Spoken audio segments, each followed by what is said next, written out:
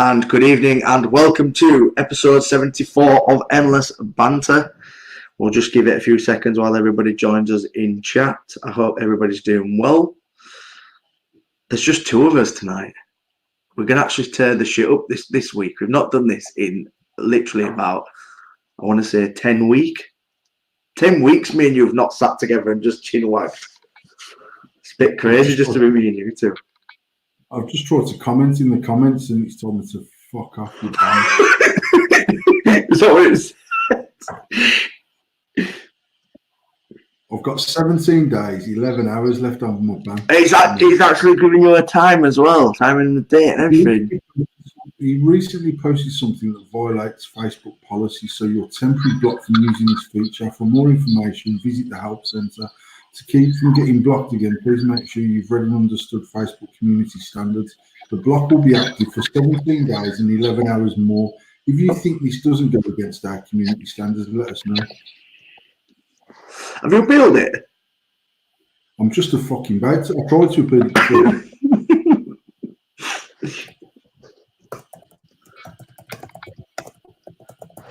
Good evening to everybody in chat. Good evening, Claire. Tash, good evening. Jay, good evening.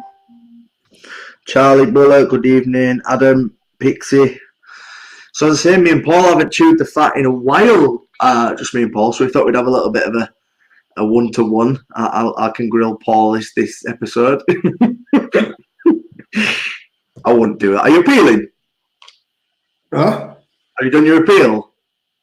He just says, tell us why you think this isn't right. And I says, because I don't even know why the fuck I'm banned. Whoever's watching on Facebook right now, can you email Facebook and say, Paul's appealed this fucking jail sentence, can we get him out? And what Mark Zuckerberg to the live feed, I'll tell him about himself, a little prick. we never mentioned, did we ever talk about that geezer talking about your status? Which geezer talking about my status? The geezer that screenshotted your status about fucking Zuckerberg being a wanker, and then did you not see it? Oh, you commented on it? I did, little fucking even You've got too many friends on Facebook. I'm telling you now. Oh yes, Mark only created the most successful social media platform of all time. Fuck off. I'm sure, I am 100% positive that geezer deleted his Facebook after that. I don't know. I just commented. Because it was when we was at Expo. It was when we were at Expo, and I was in the back of the car with Kevin. Kevin was like, I've just commented on it. I said, all right, cool. He says, try find him because I can't find the post. And I was like, mate, I can't even find the fucking post. Can't find him on Facebook. The geezer must have literally slagged you off on Facebook, shit his pants, and deleted his Facebook account. Yeah, I went through his profile and I was like, mate, don't get all leery me. Just because your missus has packed you in, you fucking dick. Oh, he's having an emotional week, or he got a status up saying, sometimes I just can't see to say the right thing. What you fucking still can't? What's fucking commenting on my status for that, you fucking dick? That's fucking brilliant. Right, so how's your week been? What have you had for tea? And how is everything? How's baby? Baby's good. Babies are good. But that says I'm at work all day, so they're good that I'm at work. Anyway. I'm busy at work, mate. We've been busy continually this year, to be fair. Like I say, you've not stopped at work, have you? The only time you've stopped is when you did your ribs. That's literally the only time you've stopped this year is when you did your ribs. Yeah, which was, I don't know, I don't even know how long I was off. 9 weeks, 10 weeks, I can't remember.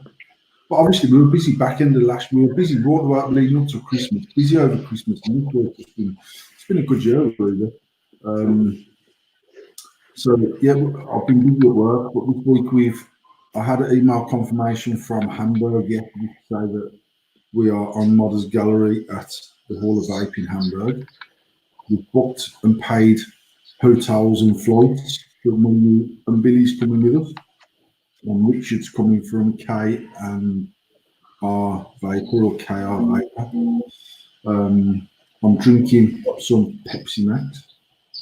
I hate the fucking way this camera literally is like arse backwards and but no, it's all arse fucking back. I had cod, new potatoes, and cream for my dinner. Are you doing with your good eating? You're doing really well with it, are you? And you lost a lot of weight again. Just only because Tasha went back to Fat Club after she had the kids, so Tasha's really well. She lost nearly a stone in 3 or 4 weeks. And just by default, we've stopped ordering Just Eat and Uber Eats for jokes. But you've done well though, because obviously it's as I said, we've said it before. Like it's not a diet, is it? It's a life change, and you have to change everything, don't you? Yeah, and we've got the kids going, how long are we doing this healthy eating for? They're not loving the fact that normally we go, what's for tea? And I go, I don't know, what do you want from Uber Eats? And then they just pick whatever they want. But this time it's like, we've been doing shopping. Look, mate, I'm not exaggerating. Look, we probably spend around £200 a week on shopping, which is a lot of money, but that's obviously for 7 of us. Breakfast, dinners, teas, the kids have packed lunches for school and whatever. And I'd say that up until leading up to Bobby being born, we were probably throwing out more than £150 worth of that shopping. Every week, I've literally emptied the fridge and the cupboard to put the meat stuff that was getting delivered by the Asda driver. No way. What joints of meat, chickens, fucking chicken breasts, salad, veg, fucking joke. But so all these people that say it's more expensive to healthy eat than it is to eat fast food, they're fucking talking shit. I'm not having it. Oh, it's 100%. I feel like it can be expensive, but it's how you do it. In it, fresh fruit. The thing at the end of the day is like frozen stuff. You can get fucking dirt cheap. It's the difference between fresh and frozen in it. What's expensive? No, mate, you can go to Aldi and get fresh vegetables, fresh fruit cheaper than anywhere, and then meat's reasonably priced. Actually, you know the problem is that it's just not convenient to eat healthy. Yeah, you can't throw it together in 5 minutes. Or you can't bang it in the microwave, or you can't stick it out the freezer and bang it in the oven because you've got different things. You've got your veg cooking and but takeaway takes 45 minutes, doesn't it? You know what? We ordered a Subway for the kids a couple of weeks ago, just a random one on a Saturday. And the kids said, "Oh, can we have Subway?" And I ordered it off Uber Eats. And if I tell you that it was at my house within about 2 minutes of me placing the order on Uber Eats, I'm not even exaggerating. The geezer knocked the door before I even had the notification to say that your food's on its way. And I opened the door and he's like, "Hello, I have Uber Eats order." And I was like, "For fuck's sake." I said to him, "You should have a medal, mate." He said, "For what?" I said, "For the fucking fastest ever delivery of all time." I reckon for me pressing place order on my phone, 2 minutes max, and he was at my door with the food. Fucking hell. And I know if I'd have phoned the police and said someone's in my living room raping my missus, they'd have took about 2 hours. They really would have. They really would have. It's madness though, because the majority of the time a takeaway would take the same length it would for you to cook your dinner. Yeah, the only thing is obviously I can get in from work. Like before, sometimes I get in from work, order the fucking Uber Eats, and then I'm at Bath Emmy while Tasha's feeding Bobby and the kids are getting so you can do shit while that's happening. But that says, mate, I'm look, Tasha's probably watching this in the room going fucking dickhead, but I actually really enjoy cooking. But genuinely I enjoy doing it. I'm not, but there again, most days now when I get in from work, it's either been done or like I've cooked Sunday dinner for the last maybe couple of months. Tried to do a Sunday dinner every Sunday. So prepare like, and again, we'll use fresh veg. The only tin veg I might use is carrots. I don't do carrots. I don't like carrots. Cook the meat and do what I've got to do. Put the roasters in and whatever. But I actually enjoy doing it. I actually enjoy cooking. To be fair, but it just pisses me off. Not say people say, "No, it's too expensive to eat healthy." But actually, what they're doing, they're trying to buy slimming meals from Iceland, and they're not cheap for one person. Yeah, but they're still cheaper than a Big Mac meal. 100%. Because like my sausages, I eat 2 sausages every morning, chicken sausage every morning. I look at the pack of sausages. It's 8. Is it 8 off? No, 10 sausages. Hex sausages. They're like on when they're not on offer. They're like £3.45. You look at it and go, fuck me. Richmond's are like £1. And then you look at them and they're like nearly £4 for 10 sausages. But then I think I have 2 of them a day. That's 5 days worth of fucking food. So overall, £3 something. 80 pence for 2 sausages. It's £1.69 for a fucking sausage and egg McMuffin. Exactly. When you initially put it, because obviously I go through quite a lot of that stuff. Do you know what I mean? Me, that chicken breast, fucking hell. I'm doing what? 8 to. I can be doing anything up to 12 chicken breasts a week. Yeah, so that's still only £6. Yes, I think it works out at like £8 for like 10 or something like that. It's not expensive. You can get a packet of chicken breasts that I think's got 6 breasts in there. You can get that 3 for a tenner. So if you're having 12, it's 2/3 of the tenner. That's £6.66. But I say I do honestly think that most people who say, "Oh no, it's way more expensive to eat healthy," actually, it's just way more inconvenient. Yeah, 100%, 100%. It's like what as you say.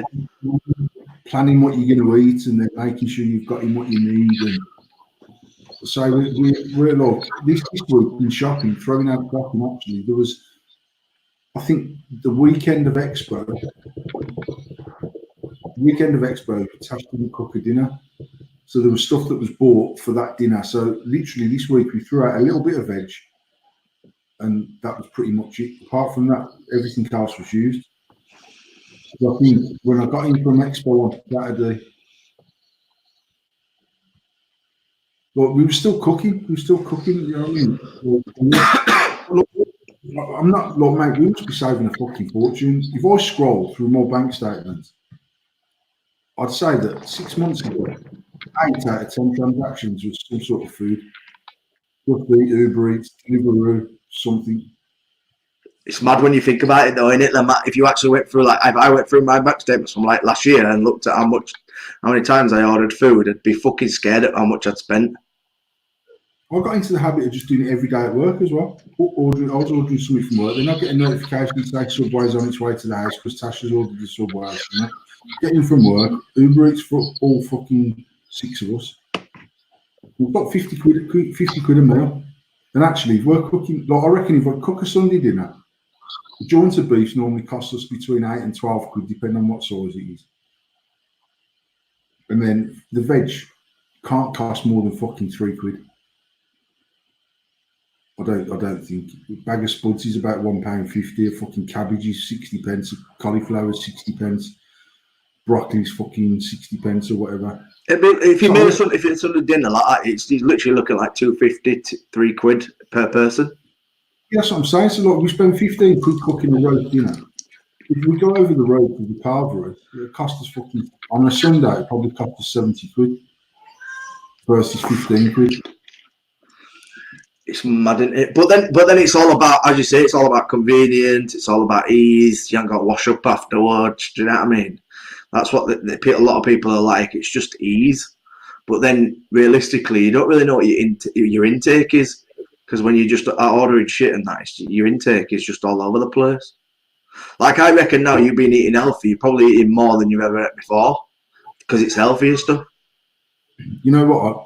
So like before, when I was physically doing slimming mode, I used to get up in the morning and I'd have breakfast and I'd take something to work with me and I'd eat my dinner. Now I get up in the morning. At best, I'll get half a cup of coffee some mornings, depending on how early or late I have to leave the house at 8:25 to drop the kids to school. So depending on what time I've got washed, dressed, whatever. And like the last few mornings, I've come down and Tasha's already done the kids' sandwiches. I was getting up in time to them, so she'll get up and do the sandwiches. So I ain't took nothing. Then if I go around to the MD's office, he's always got one of them boxes in his office that's got all the charity sweets in it for £1. I better end up spending like £3 a day on shit. It seemed to me that there's a fair few people doing health kick at the minute. And it's everyone sort of seeming a lot better for it, feeling a lot better for it, looking a lot better for it. It's kind of a click with me. I've never been that sort of healthy eating person. I've always been a big person, and then just one night I just said, "Fuck this shit! I've had enough," and just sort of switched it on. Paul hasn't a clue what the shopping costs. Of course, I ever see the fucking PayPal payments coming out. You're thinking it's food shopping. That's fucking handbags and shoes.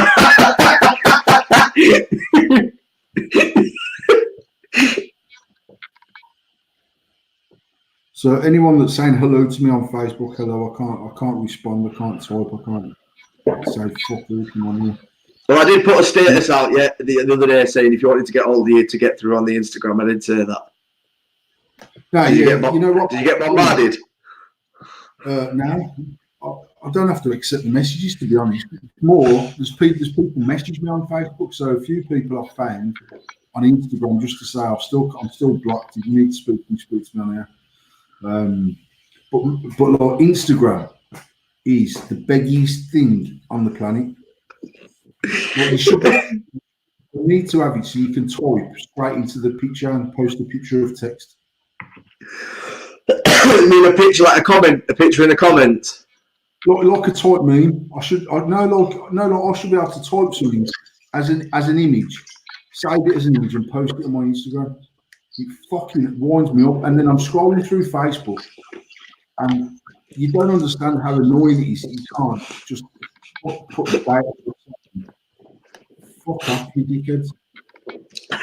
How's you've obviously been in Facebook jail for a few times over these years, right? But when you can't actually get into any other account. I'm normally in Facebook jail, and within 2 minutes I'm back out because I'm on the next account. So just one of them people that did message me was Mr. Chris JB. So Mr. Chris JB, you're watching the live feed on Facebook. Go, if you search Shady Vaping on Instagram, message me on there if you've got an Instagram account, because I cannot answer you, mate. I spoke to Tom O'Connell in the week, and then I had to message Tom on WhatsApp to message Tom on Facebook to tell him I've inboxed him on fucking Instagram. And Tom's going, I don't even use fucking Messenger on Instagram, nor do I normally. But it's hard work not being able to like comment on people's posts saying fucking get a grip, you dickhead. Have you enjoyed the peace and quiet though from not being on it? To be fair, I've just, like Tash said to me today, I've seen some video on the news of some bloke that set his dog on a cat or something and killed the cat. They didn't show the actual footage on the news, but they said, look, it was quite graphic. And Tash says, fucking hell, did you see that today on Facebook? And I genuinely haven't. I don't go on there because I can't. I go on there and I'm liking posts and that, and then I get this fucking stupid message flash up saying, I'm still on the 17th. But like, I got banned. I woke up Friday morning, 30-day ban, realised it was because I posted the policies, signed into another account while I was at Expo on Friday, probably midday. By the time I got home on the Saturday, and I got home about 6:30, I was trying to put a post up to say, thanks everyone that supported us today about the play outcome, blah, blah, blah. You can't use this feature. And I was like, what the fuck? So I just left it. Then on the Sunday when I got back from Expo, I went to do a post to say, thanks to everyone that's helped us the weekend. You, Pixie, Nikki, etc. Everyone that helps before the event, a vet who's looking after the kids, a vet who's sorting out stuff with the shop, the staff that are sorting out stuff in the shop. And then I literally logged into a third account, put that post up, and within 2 minutes, it just come up saying, fuck you, you're on a ban for 27 days. So I knew it was associated to that first ban. So it literally just banned me off everything. So I didn't even ban both accounts. So it banned both accounts for like 30 days. Well, three accounts I've got on a ban now. The original one and two that I signed into have both been banned. Mr. Mark Sciellia, how was Expo? Expo for me was fantastic. I said it last week on the show. It was my best. Personally, for me, it was the best Expo apart from our first one. And that's just because I was so excited about the first one, and getting involved in the first one was a bit daunting, a bit overwhelming. One of the negative things of not being able to comment is I've seen so much positive feedback about the cloud comp continually. I had an email off the expo today. We'll definitely be going ahead in May and October. It's been a fantastic success. The feedback's been really good. So I need to arrange to go and sit down with Jay really and sort out what stand we're having, what stage we're having, blah, blah, blah, blah. But it's annoying that I can't go on there and even do it. There's people called me out. There's cloud videos on Mod Wars, and I just can't get involved. But it is what it is. So I'm going to start. I even done a live feed on Instagram yesterday. I saw you go live, and I went to click on it, and you'd gone off. And I was like, fuck you, Mark Zuckerberg, man. I backdoored my way onto one of his platforms. I had 2 people fucking watching my live feed, and I was a bit like, Tuesday, I'm out of there. But I reckon I could just do my live feed in the morning and just go live on Instagram. My Instagram will be popping, but over the next 17 days. I won't even want to come back to that.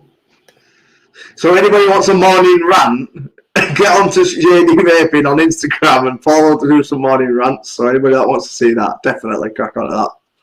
100%. Facebook have chose to link all accounts as one now, so one can ban because all profiles to be banned together. So even your 4th one will be fucking banned as well. Yeah, well, Tasha said to me, look, I'll change mine to Tasha and Paul or whatever, just till the bans up. Yeah, but then I'm like, no, if you do that, someone's going to assume that one of us has been tweeting and we're not allowed to have our own fucking Facebook accounts. And have to start making coats and all. So we've got one arm around each other and a sleeve each on the coat. And so I'd honestly rather not go on there than people think that we've had to have a joint account because the trust in our relationship's fucking broken down. Lee Harrison said, "What's your thoughts on the new TPD law, Paul? But has there been a new law passed?" I don't think there's a new law passed. I'm sure I was speaking to Mr. Addison about 3 or 4 weeks ago, and I don't think there's anything that's been passed, but I'm sure there's some draft paperwork that's coming, which I've not read because I'm not that arsed, to be honest, mate. It is what it is. We ain't gonna. I think absolutely dismayed at the way America's dealt with the whole vaping thing. It's beyond fucking words for me. And so for me personally, I've got some good friends that have had their businesses took from under their fucking feet overnight. So as far as TPD is concerned, I'm really not that arsed. I'll make sure that we're compliant when the time's right, and it is what it is. I'm past giving a fuck, and I don't know if that's the right attitude or the wrong attitude, but I just feel like stressing my head over anything. I'm not going to make a difference to no one or anything. So, yeah, I feel like if you're stressed over it, it's not going to make any difference to the situation anyway. It's going to be the same situation whether people stressed over it or not. But did you read about the FDA next week? So the FDA next week will be flavour banning everything apart from tobacco, not menthol, mint, anything but tobacco. My question to you is going to be, if you could only vape tobacco, would you carry on vaping? Mate, there's got to be a way around sticking a flavour shot in your liquid. Well, I said, right, so I was thinking earlier, and I've wrote down on my sheet, what is a tobacco? So what is a tobacco flavoured e-liquid? So you can have coconut tobacco flavoured e-liquid, cherry. The Yorkshire Vapor has just dropped a tobacco range specifically that's peach tobacco, X tobacco, Y tobacco, A tobacco, B tobacco. So all you've got to do, mate, I don't know how they control this. But if I was doing a tobacco range in America, you could bet your life the one with the red tobacco on it is a strawberry tobacco, and the one with the fucking green is a mint tobacco. And it might just be that my tobacco flavour's not that fucking strong. You know what I mean? I don't know how you get around it. How do you denote a tobacco flavour? That's exactly what I was thinking. I was like, but there's so much different. Well, look at fucking pipe tobacco. You get cherry fucking pipe tobacco, apple. You get all sorts of pipe tobacco. So what do you say in the States is a fucking tobacco flavour? This is where my head goes, and I sit there and think, are they going to then regulate manufacturers who's actually manufacturing the liquid? Because then this will be the standard of tobacco. At some point, mate, they're just going to stop everything to do. I mean, there's already talk about stopping online sales, lock stock across the whole of America. It's just literally is a control thing, and they're controlling it so they can dominate it. And when they dominate, they'll do what the fuck they like with it. And like people say to me, do you think it'll come in the UK? And honestly, I'm a bit like, I'm not really that bothered. If it happens, it happens. I don't care. There's not enough people in the UK. There's not enough people in America. We haven't got enough money combined to fight these. And if every single vendor in the UK and every single vendor in America put £10,000 into a pot, it's still a piss in the ocean to them cunts. Yeah. And it could raise £25 million. I don't know. It's still nothing. They've probably made £25 million while me and you've been live on air. Yeah. Do you know what I mean?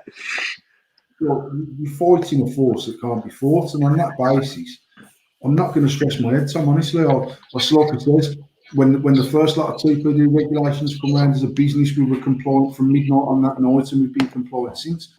And if it changes and we have to recomply, we recomply. If the business dwindles away to nothing, it dwindles away to nothing. In the meantime, we do what we can when we can do it, and that is honestly my opinion as far as I'm concerned. I'm trying to sort of message here, but just bear in mind that I've got the volume down on the Facebook feed because it's lagging by about a minute. Mr. Greenwood has asked, is there any new mods? Yes, we are working on new products. Good evening to Mr. Shaka. Even my scrolling's laggy as fuck, man. This Mr. American Anderson, thing. I was blocked for all of 6 hours. If I had my way, and I'd block you for a month as well, just so you're on par with my one. Yeah, did you read it? Did you see that? Obviously, do you regard this American thing that they're on about stopping all online shops but keeping brick and mortars? What did you say, sorry? In America, they're trying to ban all online sales of electronic cigarettes, but they're trying to keep brick and mortar. So they're not going to touch brick and mortars. That's only got to be a positive for brick and mortars. Yeah, obviously, but like if you look at the likes of Leon at HDNE and Vapology, they've took his shot from underneath him. Yeah, in a minute, yeah. And then they put the website off him. So actually, they fucked him twice. Have they took the website off him though? Well, what they're saying is there's no online sales. So at some point, vapology.com won't be a thing. I know they've set up a European leg, so if anybody wants HDNE that used to buy from vapology.com, go to vapology.eu because they've got a European website and distribution. But I don't even know how that gets back into America. China have lock, stock, banned all online sales. China have. Well, if it's not happened, it's due to happen. So they've said, look, there's no more domestic sales, so people can still buy wholesale out of China. They'll still be selling out of China, but as far as I know, internally in China, there's no domestic sales. So it's, fucking hell, that's fucking mental. So just obviously just like shipping like into other countries for wholesale. That's the only thing they can do. They can't do consumer sales. Yeah, I mean, I was joking when they were on about shutting down shops in America. And I thought obviously we'll ship anywhere worldwide. I'm not even so sure it'll get through customs. I don't know. Again, I'll blatantly, mate. There's fucking millions of tons of cocaine going into America every single day, so it's getting through. I don't know what the situation is, but like I says, if you look at YV have just launched a tobacco range that's got I can't remember that Jason Jews is in there, and Jason's more than welcome to promote his range on the show and say what's in there. But I know when I spoke to him at Expo, there's a poop tobacco, and what he's saying is it's not really. I can't remember. Well, he might say if he's still in there. I can't remember whether he said it's a tobacco with a hint of peach, or they're more peach with a hint of tobacco. I can't remember one way or the other. I wasn't listening to him because he nauseous the life out of me. I'm only joking. Jason is genuinely one of the funniest people I've ever spoke to. And when we went to Stuttgart, Jason was a stand-up geezer. So if you're still watching the live, Jason, you're more than welcome to promote your range as far as tobacco goes. I don't know. I honestly don't know how America knows what a tobacco-flavored liquid is. I don't get it. I honestly don't fucking get it. If you've got a lemon and lime that tastes like Sublime with a hint of tobacco, and the hint of tobacco is that minuscule that the liquid tastes like Sublime. I don't know how the fuck you control it. Have you got to prove what's in the bottle? Have you got to prove there is a tobacco flavour in it? Because you can't prove there's a tobacco flavour in there through testing, because they just know what components are in the actual flavouring. They don't know it's a tobacco flavour. They just know the components when they're testing. It don't say Capella tobacco when you test, does it? It don't tell you what flavour it is. The thing, if you think when TPD was introduced, it was introduced to control the manufacture of e-liquid. And then the UK, being the UK, decided that we could do a short fill. And not only could we do bigger bottles of liquid, we could completely bypass the regulations, because the liquid that was then being sold had no nicotine in it. And because it had no nicotine in it, it didn't come under the category of a tobacco product. So after 2 years of custard liquid falling off the face of the earth, every man and their dog started mixing diacetyl in their back kitchen. And custard gangs were reborn, and everyone was happy, and we blatantly fucking left the essence of the TPD. Now, for me, I've never thought that was a good thing. I don't believe that 10ml bottles should be a thing, but I do believe anything that is sold for inhalation through a vape device should be made in controlled TPD, under controlled TPD spec. And that's why there's people whose liquids I don't stock, because they're not certified. And it's but they don't. But in the regulations, there isn't an iOS that you have to have, is there? There's not a certain place that has to be manufactured in. I'm not talking about making it in an ISO fucking 7 lab. I'm talking about sending it off to a testing house and get a test cert to say this is clean, or it's as clean as the standard requires it to be. Yeah. If someone gives me that test cert, I'll stick your liquids in my shop and I'll sell them. And if you can't, I'm not stocking it. And if you take the hump with me because you're my friend and you feel like I should stock your liquid, I actually really don't give a fuck, because lots of my friends are involved in manufacture of e-liquid. Us personally invested 30 grand or whatever it was in AF juice when we launched it. And parcel of my directive to the Ace of Vapes was, this stuff has to be ready to go into a 10ml bottle if regulation changes and we need to be TPD compliant. So I don't want no nasties in there. I want it. I mean, we've got the certs anyway. We ship it out to Germany with the certs because it's certified. But part and parcel of my mantra to the Ace of Vapes was, I want to do a clean range of liquid. I want branding that's never going to be questioned as far as advertised to kids. Is it advertising food? And there's not many liquids out there that are as far away from anything to do. Like there's our liquid, our Sublime. There's not a picture of a lime on the bottle. There's not a picture of fuck all. There's an AF and a fizzy Sublime, a fizzy as fuck, fizzy AF Sublime. Do you know what I mean? I tried to do that with the branding, so we weren't anywhere near breaching regulation on packaging. The liquids have been tested. We've got the certs to say that they're clean. And to me, if you're going to manufacture liquid, put your money where your mouth is. Get your certs done. And if you're confident in the flavours that you're selling, you'll spend the fucking £800 and £900, whatever it is per flavour, to get it tested. If you're not prepared to do that, don't manufacture liquid. Or don't expect me to stock it, because I'm not stocking it, whether it's £2 a bottle or fucking £6 a bottle. I'm not interested.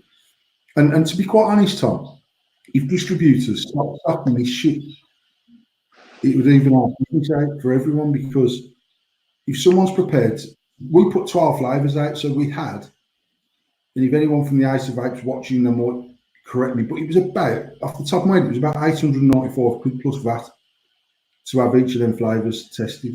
So 12 flavours, as close as fuck it, £12,000. Mm-hmm. If you're prepared to launch a range of 12 flavours and put 5 grand into it before you've sold one bottle, then I'd have a little bit of confidence and take your liquid and stock it in my shop. Yeah.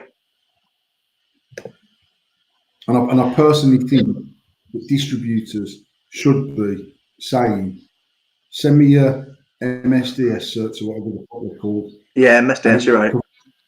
Anything that's in there, providing everything in there is clean. You're ever happy to stock your liquid? if you haven't got MSDS certs, we're not interested. Do you think it's very much like a gentleman's code should be in place? Do you know what I mean? Rather than it being bang on sort of regular, it should be gentleman's code. That distributors should support the companies that are putting the money into the industry and not support companies that are doing their damnedest to make liquid as cheap as possible to make as much money as they can in a short period of time. That's just my opinion. I'm not the be all and end all in the vape industry, mate. It's just I wouldn't stock nothing in my shop that's not certified. That's it. Yeah, you're right. And I get lots of people on the daily asking me, "Oh, mate, if I send you some samples, will you stock my liquid for me?" And I'm like, "Have you got the cert?" No. Oh, no, but they're clean, mate. We make them in a lab. You might well do if you haven't tested. No, I'm not interested then. And if you choose to think I'm being an arsehole and you don't want to speak to me at Expo or ignore me, I don't really give a fuck.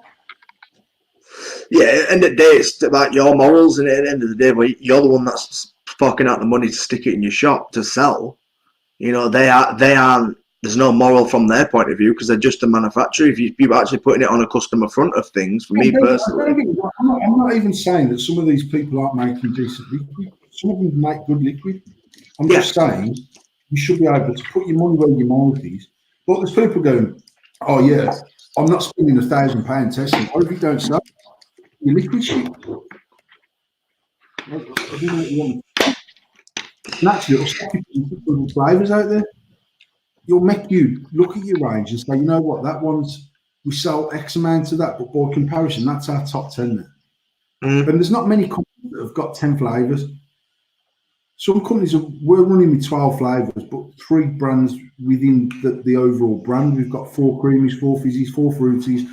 We're looking to do some full-on standard short fill in the AF, so it's just 80/20.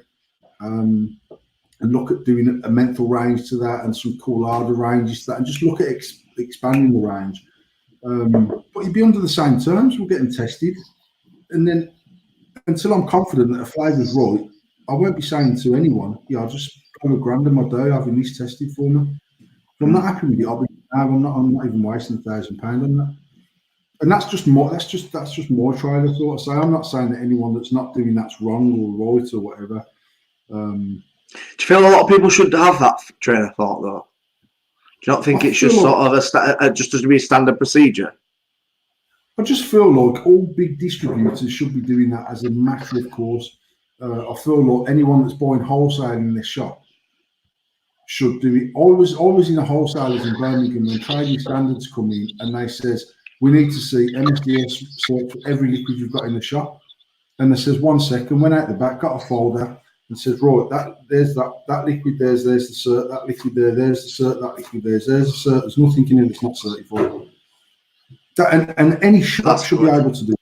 Any shop should be able to say, Where's the folder? Well, let's work our way through the shelf. Dinner label. Bam, bam. There's the search for dinner label. AF. There's the search for AF. X. Y. Z. D. I'm not paid by dinner lady either, by the way. That weren't a fucking controlled piece of advertising. I just feel like before we had any regulation, as an industry, we've self-regulated extremely well. Yeah, definitely. And I feel since it's coming, people, using that word very loosely, are constantly looking at ways of fudging the regulation. And yet before there was any regulation, we were looking at ways to be as regulated as we could without no regulation. It just seems it's all got to be arse backwards to me. It's like being like an easy way out, really, isn't it? Like everyone was shitting themselves about TBD. And the thing is, I would say that our business, from a turnover point of view, is probably around 50% of what it was 3 years ago. Now, the profit in that next 50% is massive because we're still paying our overheads, we're still paying our staff. The only extra increase in that other 50% of our turnover was buying the stock to sell.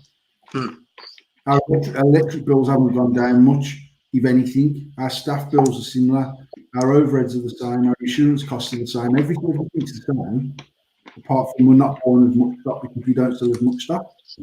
So if you can imagine doubling your turnover, and the only thing that's involved in that increase in X pounds worth of sales is just the stock that you're buying to sell, it's hugely profitable. That second half of it is. Mm. So when you're in them situations, maybe it's a little bit easy to say, well, I'm not going to stock that, and I'm going to go against the grain, and I'm not going to stock that because I don't need to. Because even if we lose them sales, actually the business is still doing well. When time started to squeeze and people started to see a downturn in their tills, the first thing everyone does is try to sell everything they can to make ends meet, to make some profit, try and get anywhere close to the profits they were making 3 and 4 years ago. And I don't believe that'll ever be the case again. But it's also why people start shotting CBD out of vape shops. And it's the very reason why I haven't. And to be honest, from a business point of view, I've toyed with should I just go against my own morals and just stick it in the shop and sell it? And I'm struggling, to be honest. It just don't sit well with me. I think that's the main thing for me is that you have to stick by, if we were, because we very much said that we don't believe it, and you said it, I've said it, I don't believe CBD belongs in vape shops unless it's vapable. But for me personally, like the flower and stuff like that, then if you were to go back on it, people would just be like, you're just a fucking hypocrite, and you'd go against your morals. You'd lose that respect.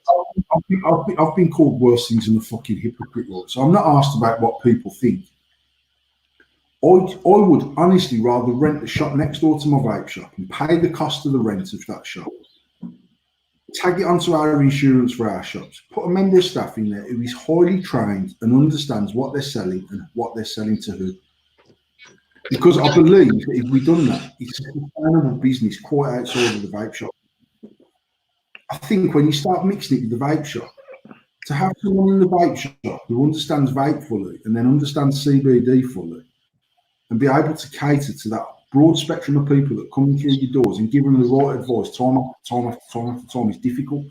Now, the shops out there that I know are doing it, and they're doing it well, and fair play to them. I never felt like I was in a position to be able to sell CBD as well as I would want to sell CBD, because I don't want stoners coming in my shop going, yo, bro, can I have some of that legal weed?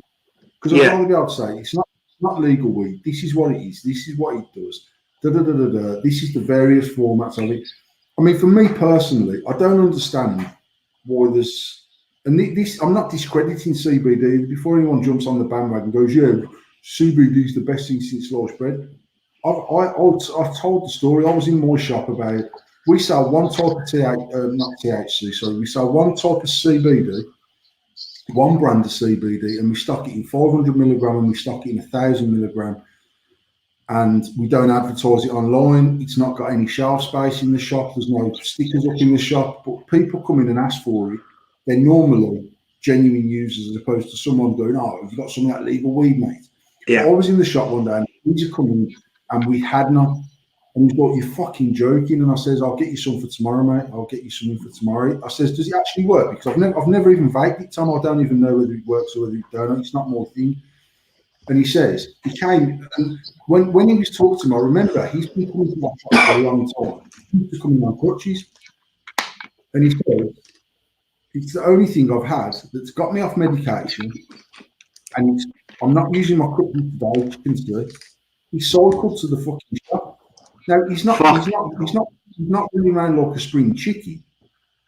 But his improvement from when I can remember him coming in the shop on his crutches to being able to cycle to the shop, walk into the shop without crutches, is madness. And on that basis, I'm not ever going to advocate that people shouldn't sell CBD, because I believe it's got its place and I believe that it does a good thing for a lot of people. I just think if you're putting CBD in your vape shop to increase your demographic of customer, then you should also be stocking bread, you should also be stocking milk, you should also be stocking fucking wet wipes, nappies, iPhone chargers, and everything else that people need, just to increase your demographic of customer. Simple as that. And then you become a convenience store. I'll just stick tobacco in there as well. Because I've got a lot of customers that are users. I've got a lot of customers who they vape and their husband smokes, or they vape and their wife fags as well. And so, well, actually, you can get your vape for your missus and your fags from me. Yeah. That's not it. So yeah, you're right. You might as well become a convenience store when you're doing it like that. Stuff in your shop to satisfy your customers' needs. And that's when you've got a fucking supermarket. Do you not think that's just an excuse though? When people say that I'm just doing it to satisfy my customers, it's just like an excuse of just saying I'm selling everything just to make a fucking profit. No, absolutely. No, you know what? It's that same old thing. If someone comes into my shop and says, "Look, I've tried vaping, I've tried sub-ohming, I've tried mounted lunging, I've tried expensive kits, I've tried cheap kits." However, yesterday I heard someone's iPad, and actually, for me, I thought it was really good. Can you sell me one? I'd say to them, "Look, we don't stock that. But if you go up the road, do a left at the island, down the road, there's a big fucking chemist. They sell it in there." I'd happily send my customer to them. Now, I could stop the oil cost in my shop, and I could get fucking fantastic margins off them, and I could stick a screen up in my window and get more than my rent a month covered by having that screen in my window. And all my staff could wear oil cost apparel, and we could shot out. I reckon we could probably make, if we put oil costs in our shop now, we'd probably put another third onto our revenue. And that third is also would be the most profitable third of money that comes in through our till. For me, it just doesn't sit right in what we're trying to do as a vape shop, so I don't do it. But I'm not adverse to sending them to somewhere else that does, because I believe it's got its place. I just don't believe that it's in a vape shop, and that's just me. That's what I've thought right from day one. Anyway, what would you say to someone who said you were silly for not stocking it if you feel like you could do it? What would you say? What would you if someone said to you, "Pipe Paul, you can make money out of this," rather than sending them down here? Why are you not doing it? Just to clear that story right now, I could make a lot of money every year selling cocaine.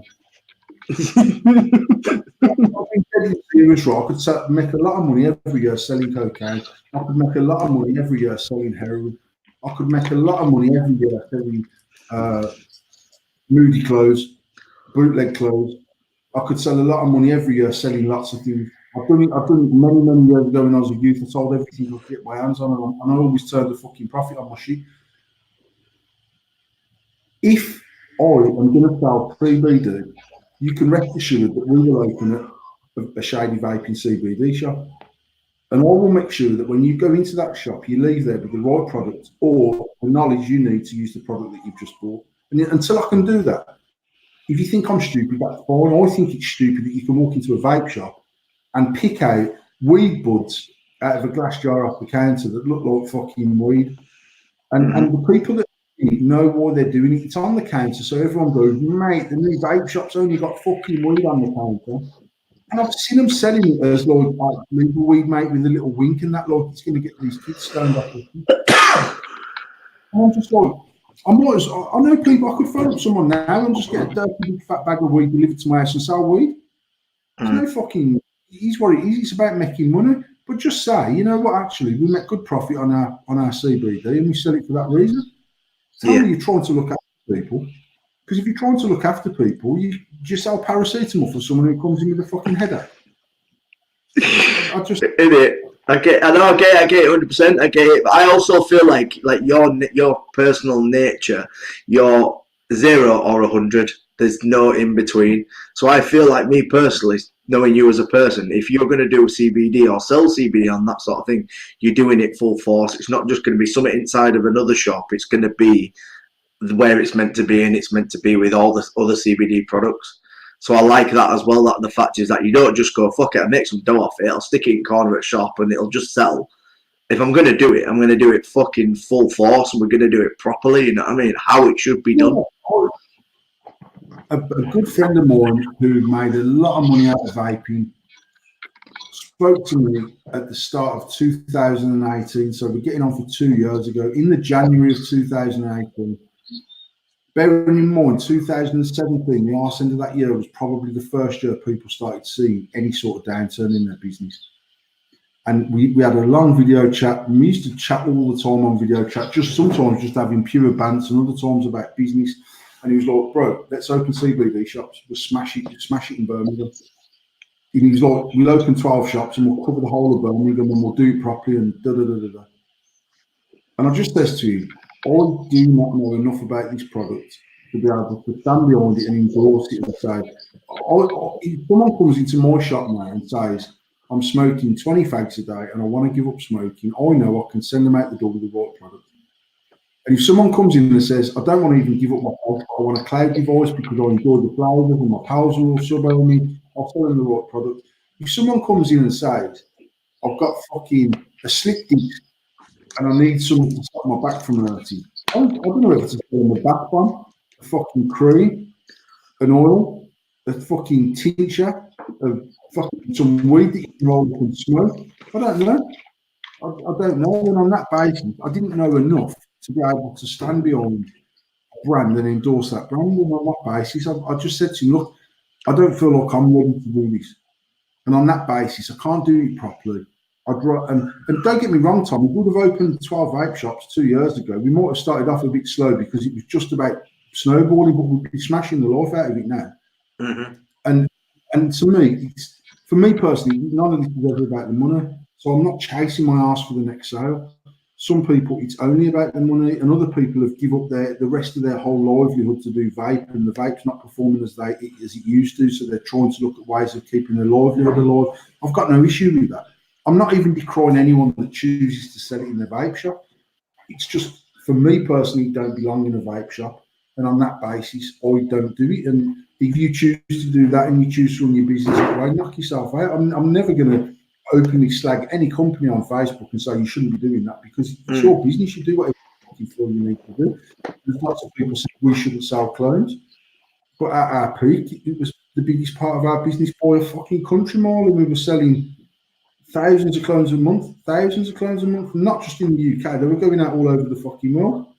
Yeah. So I chose to do that because that's how we started our business. That part of the business grew to a level I never expected it to grow to. Now as a business, I can't remember the last time I even purchased a clone. There might be still some clones in our shop, but that's because the sale of clones is that slow. But I don't think we've even purchased a clone evolved for our shop since when we ordered the stock to stock up the Dudley shop back in 2 years ago, which was September, August 2017. The last one we actually purchased clones to sell in our shop. So there's clone in the shop, but it's just stock that's been sat there for a long time. You know, like you're saying about obviously not knowing the stuff about CBD and stuff like that. I kind of feel like obviously the same thing regarding vaping, but the different thing is, like, you opened a shop and didn't know 100% everything about vaping, but you was a vapor and you was learning it, and everybody was learning it while they were doing it. You've got naught to do with CBD. You don't use it. You don't do nothing with it. So why are you going to learn about it? I feel like all of us as vapors, when a lot of the first brand new shops opened, like Shades, we were all on that transition anyway, learning anyway. The industry was fucking minuscule compared to what it is now, and all the devices and everybody who was in the business who owned businesses grew with the industry. So it didn't matter if you knew fucking everything or nothing. You were learning as you were going with the industry. I don't feel like, if you're not using CBD, I don't understand how you could fully understand it if you're not using it.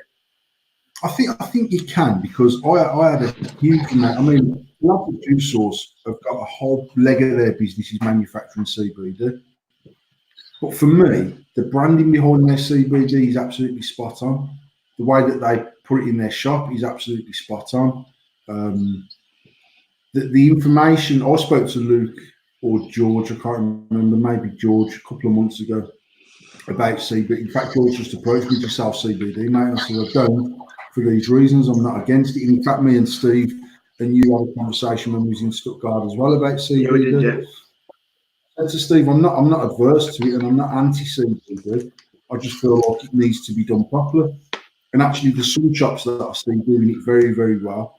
And there's a lot that we could set up a CBD leg of our business out of the Dudley shop, because it's big enough to completely have two separate counters, staff that work the CBD counter, staff that work the vape shop. You go in there for CBD and you see that member of staff, and if they're busy, you wait for them. You don't let the bloke who, unless you're an existing customer and you say, actually, I want a packet of that, you'd wait and you'd get spoken to. And a similar consultation that we used to give people when they used to come in as a smoker in our shop 5 years ago.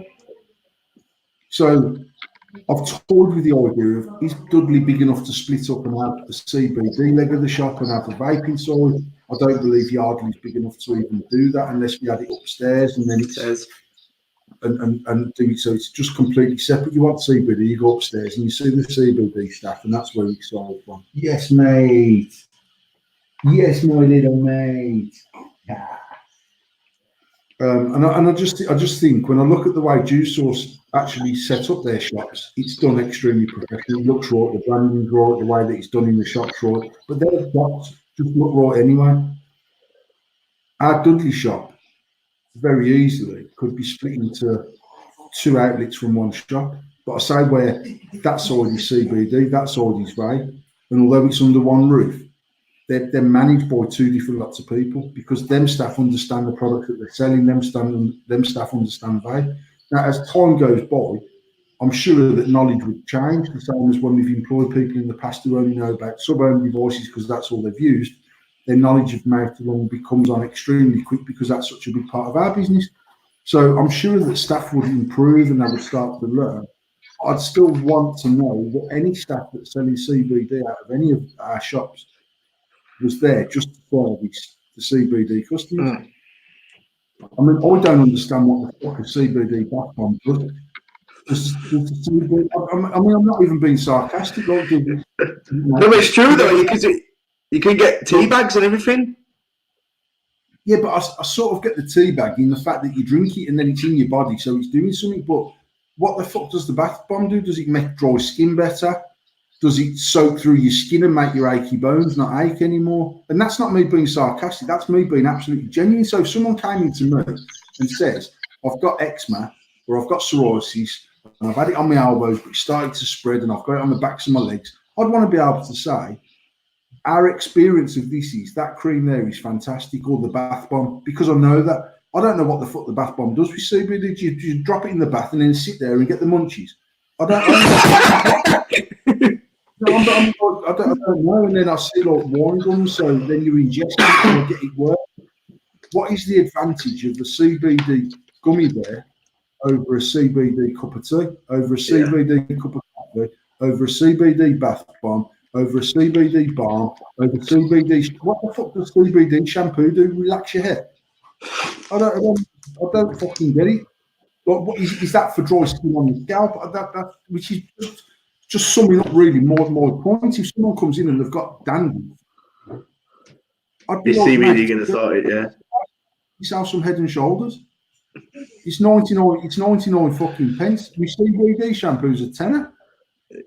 And I don't know what the fuck it's. But if I understood what it did, and I've got an issue with dry skin on my scalp, and I used it, and I could say, I can remember Adam from Evolution Vaping, the legend, Mr. Adam Nacker. He has psoriasis on his arms and suffers with dry skin. And he posted a picture.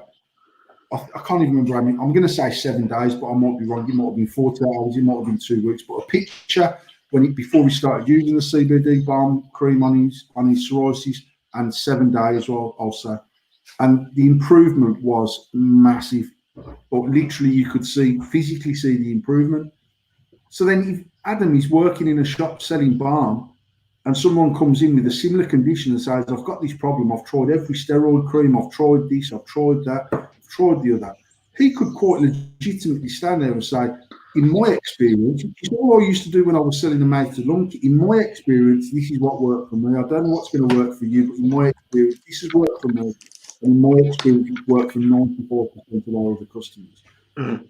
Use cream, use it once a day, twice a day, 5 times a day, whatever the thing you need to use, how you need to use it. Do you apply it before bed? Do you apply it first thing in the morning? Do you apply it after a bath? I don't fucking know. But I'd want to know in order to sell that product. Yeah. And I feel like when I've looked at catalogues of CBD products, there's a CBD everything. Yeah. And I'm guessing that so many of them are external for skin conditions. Some of them are internal for various back, leg, fucking sciatica, whatever. Some are for anxiety. I see people selling it saying, oh yeah, since I've been using CBD, I never need to take any medication. And then 2 days later, they've got a status up saying, has anyone got any antibiotics for my missus because she's got bare tooth infection? And I'm like, what fucking CBD? I need your smart contract. That miracle. Yeah. I just see people that have jumped on this CBD, mate, they're not even nothing to do with the vape industry before anyone starts going, is he fucking talking about me? I just see people that have gone, oh, this CBD is good. There's fucking margin to be had in it. Yeah. It's simple the amount of people that joined onto the vape bandwagon after it had already started. I've got people on my friends list that have been selling CBD for 3, 4, 5 months, going on, look, they've just invented the wheel, mate. And I feel like saying, listen, we were selling CBD in our shop 2.5 years ago, Yeah. but we never put it because it never ever stopped. Well, the only CBD I ever stopped was Dale's because me and Dale were pals. And since then, we've just been one range of CBD. It's not even flavoured, mate. It's not like a strawberry. It's packaged like a pharmaceutical product. It looks right. The feedback from our customers is that it's fucking better than any other CBD that we've used. It's reasonably priced. Like I said, we don't sell it on the website. It's got no advertising in the shop. It's not even on the shelf. There's no shelf space for it. But people come in and ask for that product. And we regularly restock it so people are using it. On that basis, I'll sell it all day long. But when I get to the point where you can't come in my vape shop and buy some vape liquid because all the fucking shelf space is taken up with bastard bath bombs, some anxiety gummy bears for my dog, and some other stuff. So, you know what? For me, your vape shop's lost a lot of weight. Change the sign out the front, turn it into a CBD shop and not lots of money because you can do that. There's money to be made in it. Do you not think a lot of vape shops are in that way, though, where they're going to turn into CBD shops? Yeah, and from my point of view, I just work on the basis that we carry on doing what we're doing. As vape shops become more CBD orientated, they lose the way on the vape side, and maybe we'll get some fallout from a footfall point of view in our own shops. And if I can make the money we need to make on our shops doing that, and they're down the road selling CBD, doing the things that they need to do, I'm like I said, I'm not decrying anyone that sells CBD in the shop. I'm not decrying anyone that sells bath bombs in the shop. Anything. I just feel like it should be done with the right approach. And that right approach is being able to sell the right product to the right person for the right ailment. And if you can't do that, and it's just about saying, I'll try the cream, mate, and when they come in next week covered in scabs, and then you have to say, oh, no, yeah, I'll try this bath bomb instead. And the week after that, they come in and the fucking hair's falling out. No, you need to try the coffee, mate. Actually, this is what you need. And if this don't work, you're fucking broken. So, because this product is the bollocks, and that's what it does. That's what it's designed to do. That's what you need to use. And crack on and use it. So, do you not think the hype side of it, Paul? Do you not think the hype side of it's due to social media, though? Do you not think social media's hype the CBD up, the CBD side of things up? Oh, social media obviously hypes up everything because social media is so important to all of our lives and it's such a massive part of all of our lives. Ultimately, margin is what creates the hype because people then create the false hype. So people go, fuck me, that must be good because every cunt's talking about it, but everyone's cunt's talking about it because every cunt's selling it and they need to sell more of it, and the more they sell, the more money they make. And I'm not saying it doesn't work because, like I said, I've got first-hand experience of people that have come into our shop saying, mate, can you please get me some of that 1,000 milligram because I've tried all different CBDs. This is the only one that's worked for me and I'm no longer using my crutches. And when someone can tell me that, I can never dismiss the fact that it does what it's supposed to do for certain people. And that applies to weed. I'm not here as an anti-weed person saying, oh no, you shouldn't smoke weed, it's illegal. It's got lots and lots and lots and lots of benefits. However, it also fucks up lots and lots and lots and lots and lots of people the same way. So on that basis, it's just about understanding what you need as a person, understanding where you can get it from, and the person that's selling the product, understanding exactly where it is. You're never going to get a weed saying, bro, you need to stop smoking this because it's fucking your mental health. Because they're not. They just want to sell more weed. And truth be told, if a placebo effect sells CBD products, you're never ever going to get a CBD retailer selling but saying, mate, I'm not even going to lie to you, they're literally just gummy bears. I've been blagging you for 6 months, you don't even need them. They're selling them for £8 a pack, whatever. I don't even know how much a pack of gummy bears are, but I want to say about £10 for a pot. I want to say that they're not, because CBD is not cheap, is it? Realistically, it's not cheap. No, I feel like it's cheaper now than it's ever been, and that actually is driven by the vape market type mentality of our shit, it stopped selling, reduce the price, put more effort on the fucking, more pressure on the manufacturer to drop his manufacturing costs.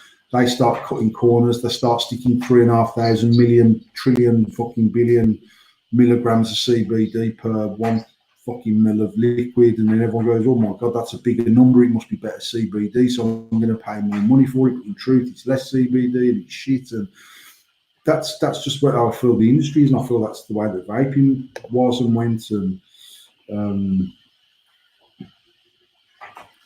but yeah, It's a bit crazy, isn't it?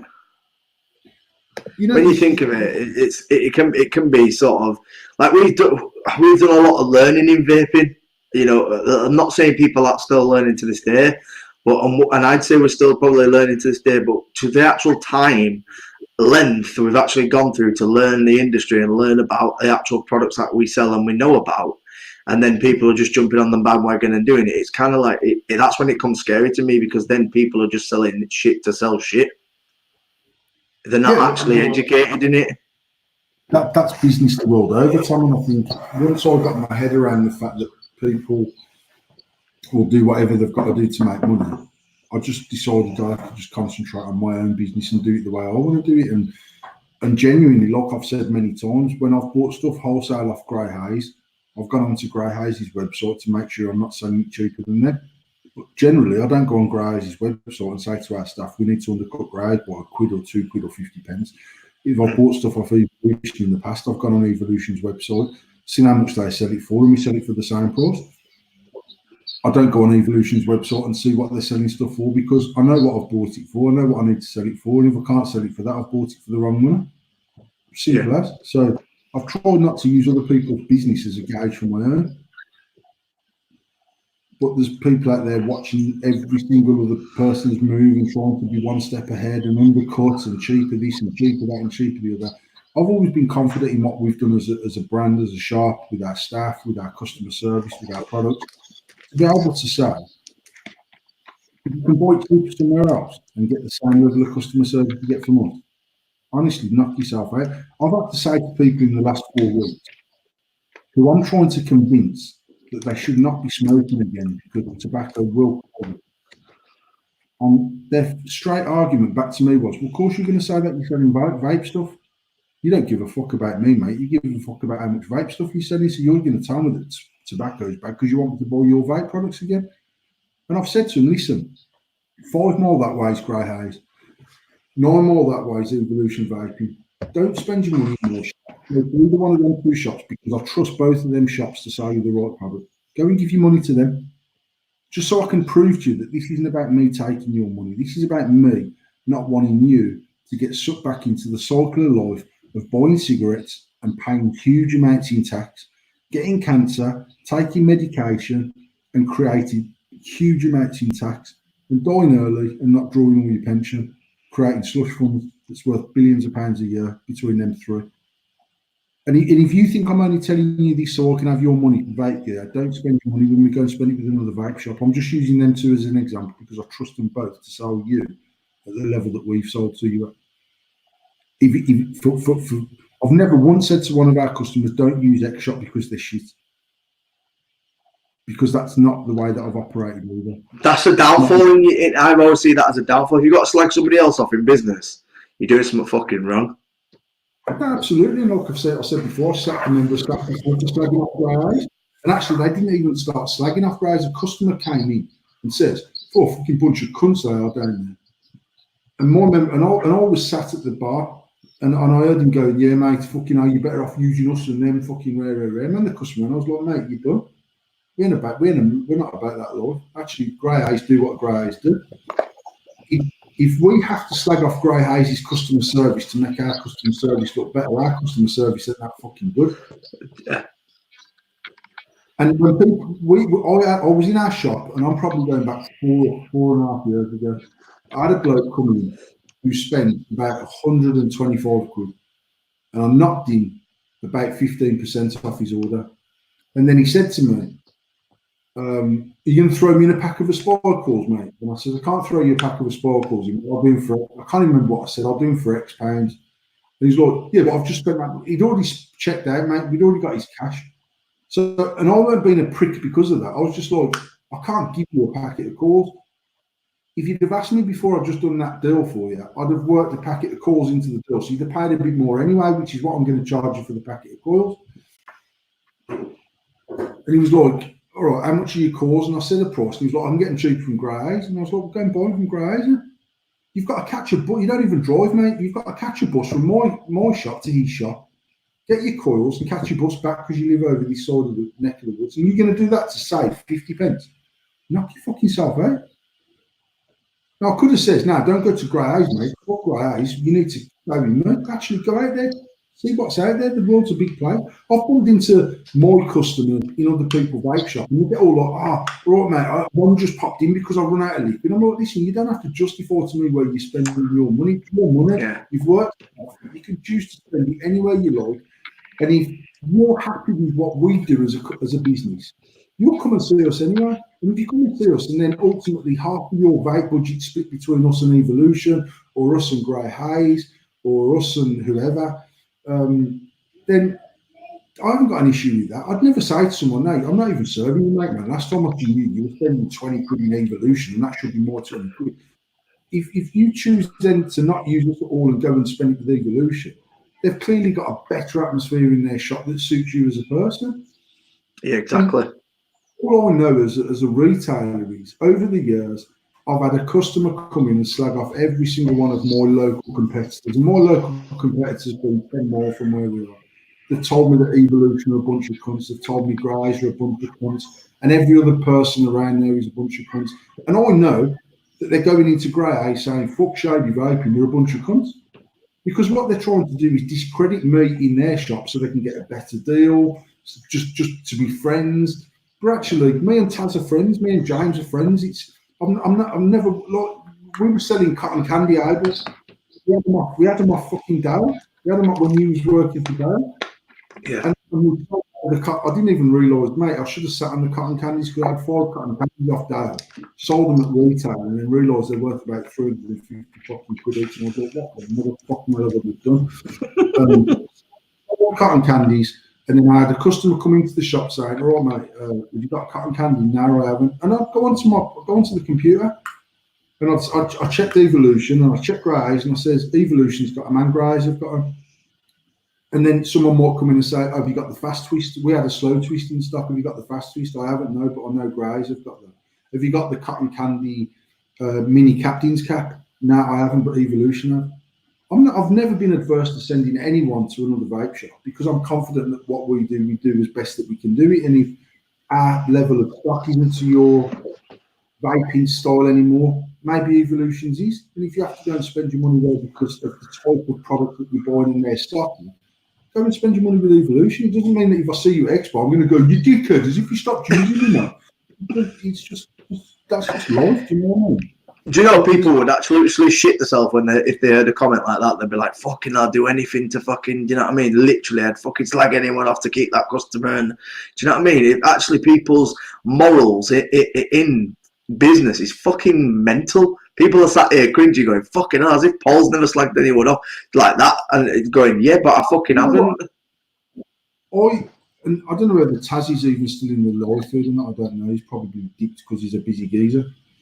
But I've phoned up Taz and said to Taz in the past, mate, none of my business, but your staff have got into an argument on Facebook and it's making Grey Hayes look like a bunch of cunts.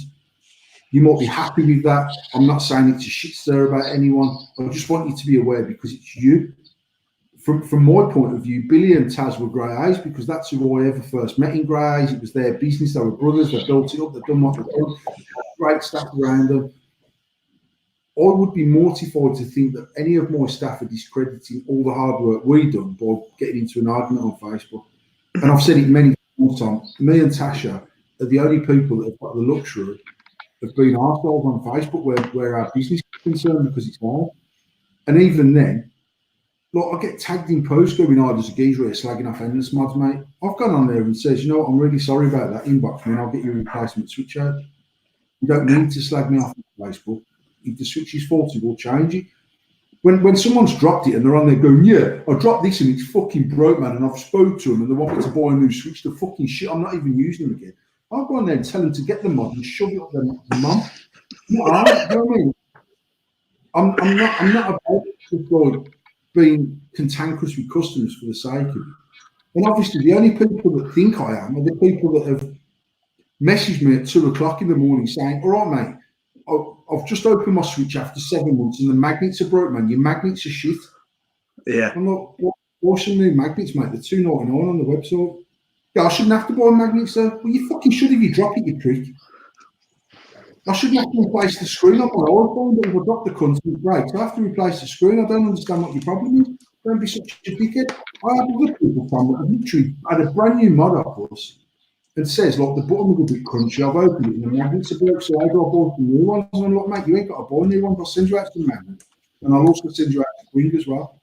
If you're using it in a fucking in an environment where it might fall over, or you're using it as a work basher, and lots of people use our mods as work bashers because they're cheap.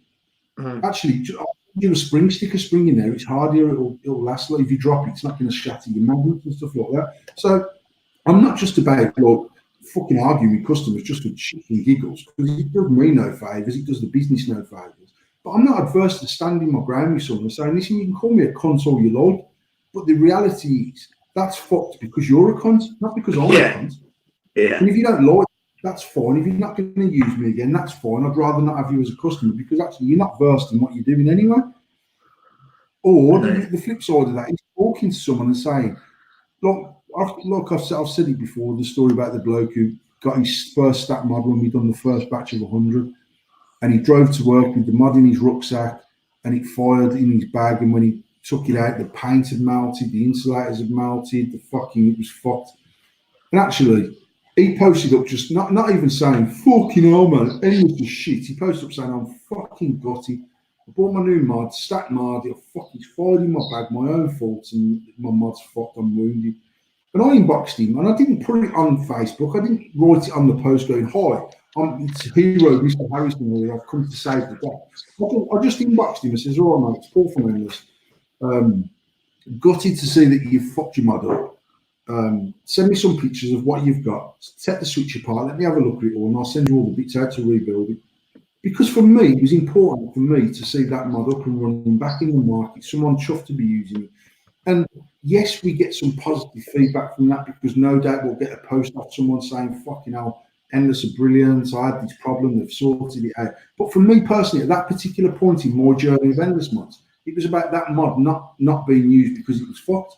It was about what do I need to get that mod functional again. So he's using the mod that I've made because that was important to me. It meant a lot to me that someone had invested any of their wages in a product that I designed.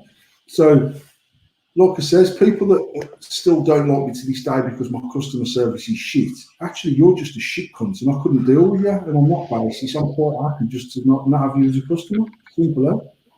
I think people don't understand the sort of, like, it's not even like begging, it's just like how much people actually try to take the piss. And I've said this before, and I've said this numerous times, I feel like it's because this industry, you are very much closer to the CEOs, to the owners. You can literally get your hands on them. You could never fucking ring Bill Gates and say, my fucking Windows PC's fucked, come round and fix it.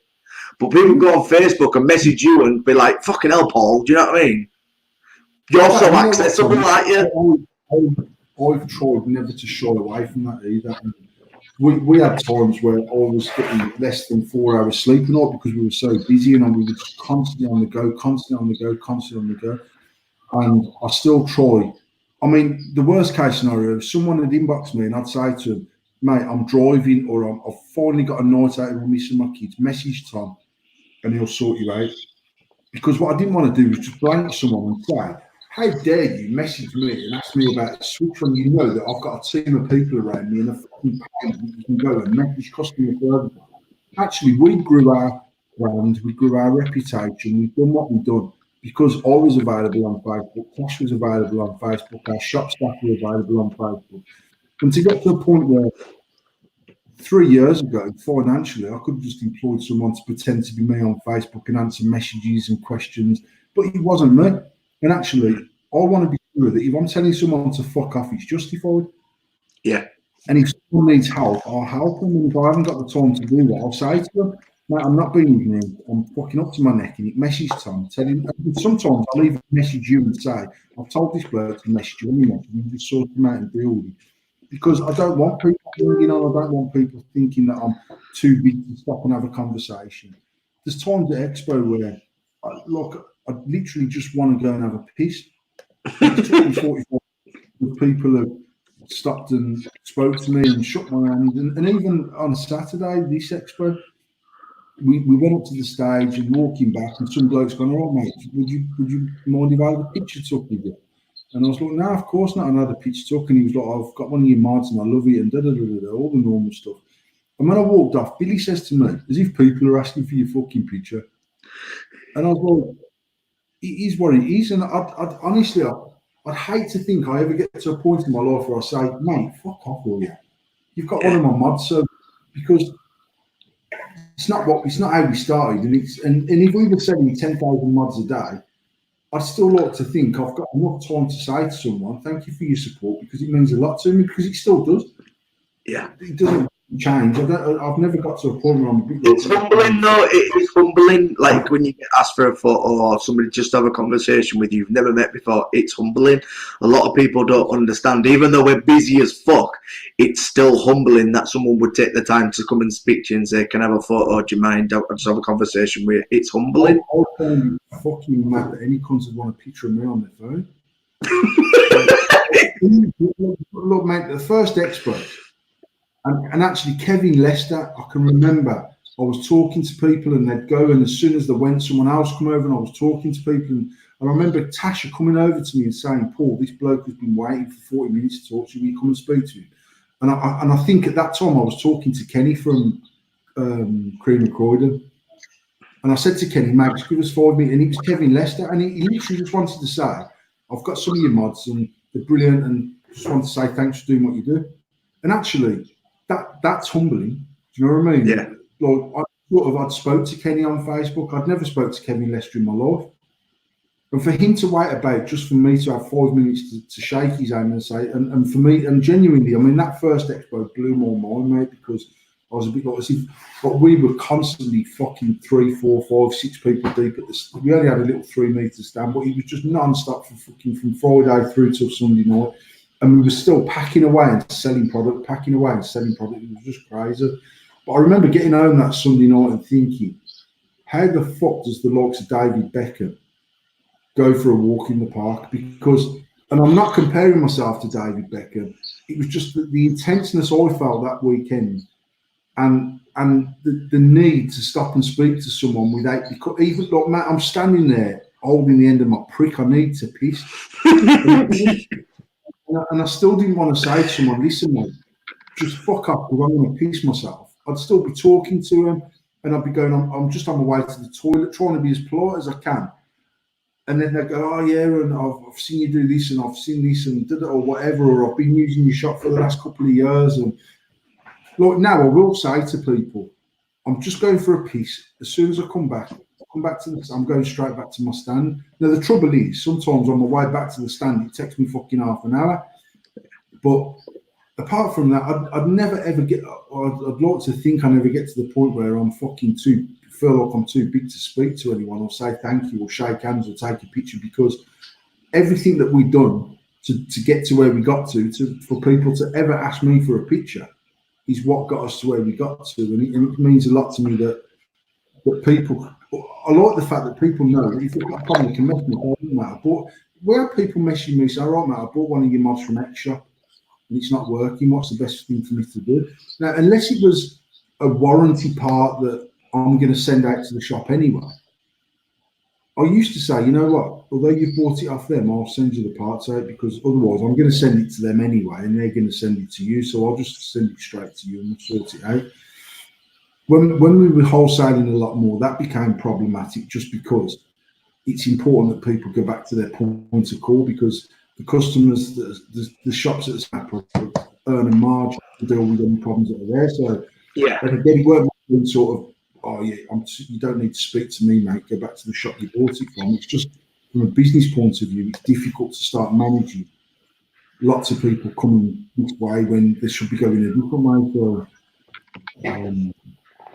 Talking of sort of social media side of things, Paul, and obviously like what you're saying about being humbled and stuff. Obviously, with you starting Endless, obviously a massive part of it was social media. Do you feel like there's a massive like sort of pros and cons to social media surrounding vaping, and is it a lot different from when you first started using it for that reason? I've always felt like social media is poisonous. I've always felt like social media is such a fake way of living life.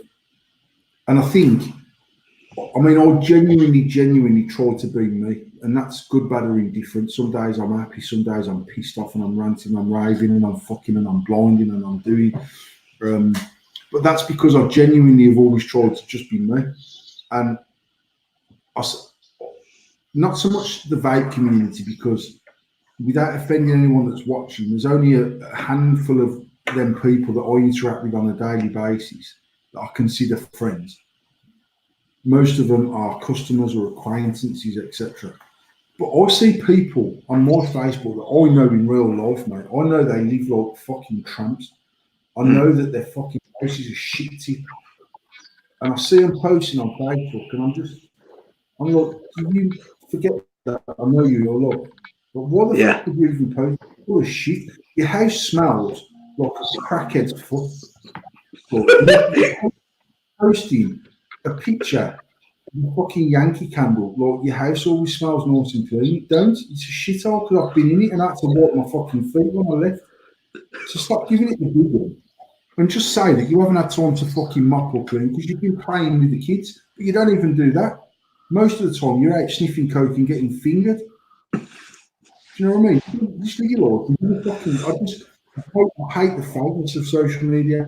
And the trouble with that is that lots of people judge me before they ever speak to me because they go, he's a fucking pricker. He's always got something to fucking say. It is what it is, mate. I just accept the fact that some people like me and some people don't. What I would say is that a lot of people that don't like me, who've never met me, do say to me when they've met me, actually, you're not a bad geezer. I think you're a bit of a cock. There's a lot of people there's a lot of people that know that I'm on the wind up most of the time because I am. That's just my sense of humour, and whether that's through a status or whether I'm talking to people, I'm a sarcastic cunt. I like to have people on the wind up. I like to more type of humour is someone not knowing whether I'm joking or whether I'm fucking serious, because that's just me, it's how I'm wired. So then to have a chat with someone, look, the first time I ever met Zara was at last Expo in May, to actually sit and talk to me. Zara spoke for about half an hour, 40 minutes. And there's some people, when you're speaking to them, I just get this impression that they're going, actually, he's not such a prick. It's not that bad. But then I try not to judge people based on their social media. I only try to judge people based on how I've been dealt with by someone. And I try never to judge someone based on someone else's opinion of someone, because some people's opinion of me is completely skewed because we had an argument about a warranty return of a mod that I felt weren't warranted, which I'm not going to replace it. So straight away, I'm a prick. They tell 6 people on Facebook that I'm a prick. They put it in a group that I'm not part of, that Shady Bacon and Paul Relations a prick. And 24 people see that, so they all think I'm a prick. And it used to bother me because I used to feel like saying, listen, this isn't me. This is actually and now I'm a bit like, you know, if you think I'm a prick, I'm a prick. I'm not even fucked. I'm just like, if you think I'm a prick because of what that person told you, there's 2 sides to every story. And in most sides, the person that needed to get their argument out first is a fucking liar. Because what they're trying to do is false truth to blag people. So when I tell the actual truth, they go, no, that's not how we went down, mate, because I got told what happened. You got told what they wanted you to fucking hear. And the reason why I didn't jump feet first into my side of the story is because I had no fucking desire to give a fuck whether someone believes me or whether they don't. Because that's the way that I am. Do you view social media differently these days, though? Do I what, sorry? View it differently to how you used to view it? Or have you always had that mindset of that's the way social media is on? Do you know what I mean? Because obviously it's quite. Endless was used very well as social media was used for Endless very well as a marketing tool. But then it's, you know what I mean? There's pros and cons to social media. And is there more cons than there is pros?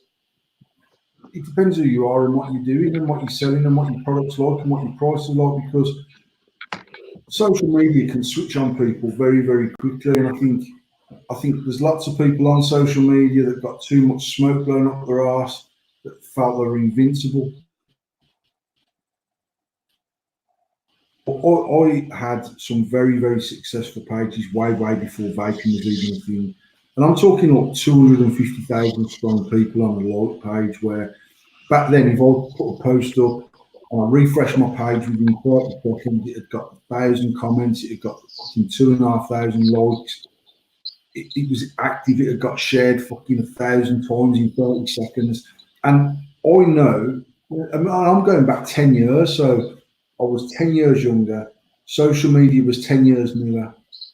And I can tell you now, it's very, very easy to get sucked into this fucking I am God, because I was God on them pages. And I'm not saying that like in a pretentious way.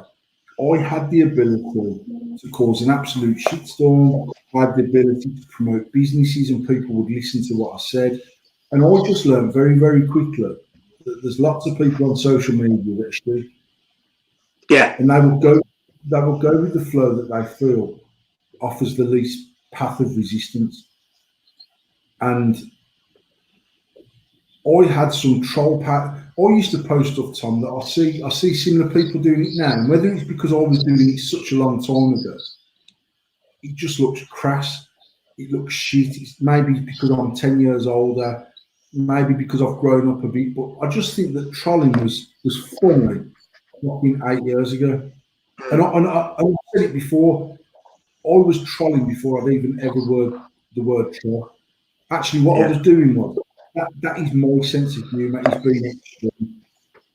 It's actually getting a reaction out of someone. That rightly or wrongly, that makes me think, and I find it funny. But what I also found was, if I can put up a troll post that is designed to get a rise out of people, and inevitably it got a rise out of people, and the people that was on my side on that post going along with me and calling these people cunts and da da da da. And 2 minutes later, I put one up that's aimed at them, and then the same people that were just joining in with the last one, laughing and joking, all of a sudden are going, "You're a fucking prick."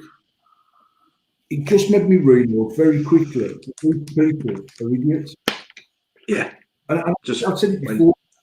I've had lots of people saying to me, I used to get people inboxing me on them pages back in the day saying, "You know what I love about your page? You just say it how it is." Regardless of the shitstorm you get back from it, you just say what lots of people are thinking. And I'd have an inbox message off the same people 6 weeks later going, "I can't believe you fucking said that, you fucking prick." And I'm like, you told me 6 weeks ago what you liked about me was the fact I'm talking the truth. Yeah, the reason real, why, because this is actually, I didn't know, but clearly this is one of them, if the cap fits, wear it, and you've clearly stuck it on your head. And it says more about you than it says about me, to be honest. And my opinion of social media is that it single-handedly has created mental health problems like nothing will ever create mental health problems ever again. And it only makes them worse. I see people, I've been on Instagram for 13 days, more regular than I've ever been on Instagram in my life, because anyone that goes on the show with open account will see that it's not a very active account, because Facebook is my thing, it's what I do and I enjoy it, and I mean, I've got the right mix of people on there to interact with. The one thing that I've noticed on Instagram is that the visual people is massively important. And genuinely, I've said it before joking, but it seems to me that the women that have got the biggest anxiety problems wear the least clothes. And it's like, I genuinely, I fucking see some people on social media, and Instagram in particular, Tom, where every time they post, not only does it make me cringe, honestly make me cringe to the point, and not necessarily because they've got the tits out. It's like this fucking need to have people tell them that they're qualifying at life. They need that tick, don't they? Need that sort of backing. They need them 200 likes. They need the, "Yes, hun, you're doing a fantastic job. Yes, hun, you're the only person in the world suffering with this problem, and you've managed to fucking smash it, and you're fucking winning at life."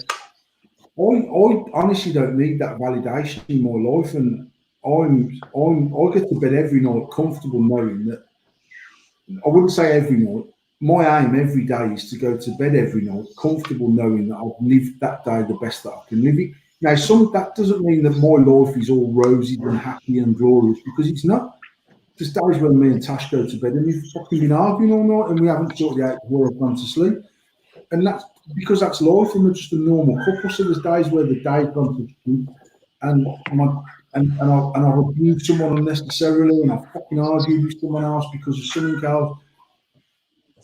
That's life. And look, I see these posts going on, my anxiety's at 99 today, and I feel like saying, is it anxiety, or have you just had a shit day? There's nothing wrong with having a shit day. There's nothing wrong with that shit day rolling into a shit week. There's nothing wrong with that shit week rolling into a shit month. But at some point, it's about saying, you know what, I need to get my head straight and just live my fucking life. Yeah. But social medias, honestly, I really feel like it's got people shit twisted in so many different ways. You've got people that have got nothing in their life apart from posting the most mundane bullshit you've ever seen in your life. Like, I can never imagine picking up my phone and phoning you and saying, bro, I've just had the sickest lamb chops. Yeah. You might humor me and go, I fucking love lamb chops, mate. And then I put the phone down, you go into Abba. Who gives a fuck about all of these lamb chops? I've put the phone down going, yeah, Tom's well jealous of my lamb chops, mate. And it's like, honestly, I see some people's posts on Instagram. I never ever use Twitter, Instagram, and Facebook. And I just feel like, as much as you think you're winning at life because you've got 300 likes on that post, you've failed at life for even posting it. Look, I'm not even going to say the sort of post because there's people that will go, oh, he's talking about me. People can post whatever they like. Some things for me aren't for social media. And there's certain things that I see on social media from the same people. And it is just to beg pure attention. I don't even know what attention that is, because I say this ain't necessarily women with their tits out or blokes with a six pack. They're posting certain things that just make me fucking cringe. And I feel like inboxing them saying, you cringy as fuck, mate. What you post actually is horrible. And the only people that, yes, hun, oh, fucking well done, hun, love it lots, hun, fucking love heart emojis and all that bullshit, they're just the same needy people. Now, Do you not think we live do you not think we live in a sort of generation now where the validation is needed and it's sort of a showy offy thing? Like, a lot of people post on social media just to show off. 100%. It's just about them and it's about how much money they have, or if they've got this or they've got that. Everything sort of on, like, especially Instagram, is very showy offy. Every picture's perfect, every shot's perfect. You know what I mean? They've not got a fucking hair out of place, a spot on the face. Everything is so much sort of like, I'm so much better than you. And everyone like sucks it up like, I've got all this money, and everyone's like, fucking hell, like that. Fucking hell, they're absolutely killing life, but they're not. I can't edit a picture for shit, right? So you can go through all of my Facebook pictures, you can go through my whole Instagram back 3-4 years, whatever how old the Instagram is. And the only edit you'll ever see is that fucking app that every cunt in the world used for 4 weeks that made it all blurry. Well, that's the only editing software I've ever used in my life. At best, and I only realised I could do this the other day, is when I've put a picture onto my Instagram, I've got about 10 different types of filter. Yeah. So, but I look at some people's feeds, and honestly, and I'm sat here, mate, at 20 stone or whatever fucking heavy I am, I don't know. Albeit I'm a good-looking geezer, but I see some people's stories on Instagram, and I know that is filtered up, it's edited to the next level, and they still look like someone's punched a fucking Yorkshire pudding in the face. And it takes all of my will not to comment on it, saying, you still look a fucking mess. And that's not me being an arsehole. It's like, I don't know whether I feel like I've been put on this earth to balance out all these dickheads that go, oh, hun, you look so lovely. And I'm going, you don't actually. You should definitely not be wearing a booty top. Yeah, your fanny definitely stinks. Fucking jawline looking geezer. And I don't know if you've lost 2 stone, you need to lose another 6 stone. Or drop appropriately because you look a mess. And the fact that you cannot post a raw picture of yourself proves that you're not happy with yourself. You can pretend that you're happy with yourself. You can pretend that you've succeeded. But mate, you go through Tasha's pictures, there's photos of me in shorts, fucking 5 stone heavier on the beach. I'm not fucking trying to puff my chest out and look all hench. I'm a big fat cunt. I've never say to Tasha, don't put them pictures up, man, because that's me. I'm going to bump into someone at Expo who's going to say to me, mate, where the fuck's your dog ears gone? It's the only way they've seen me for the last 4. And I'm being serious. I'm not.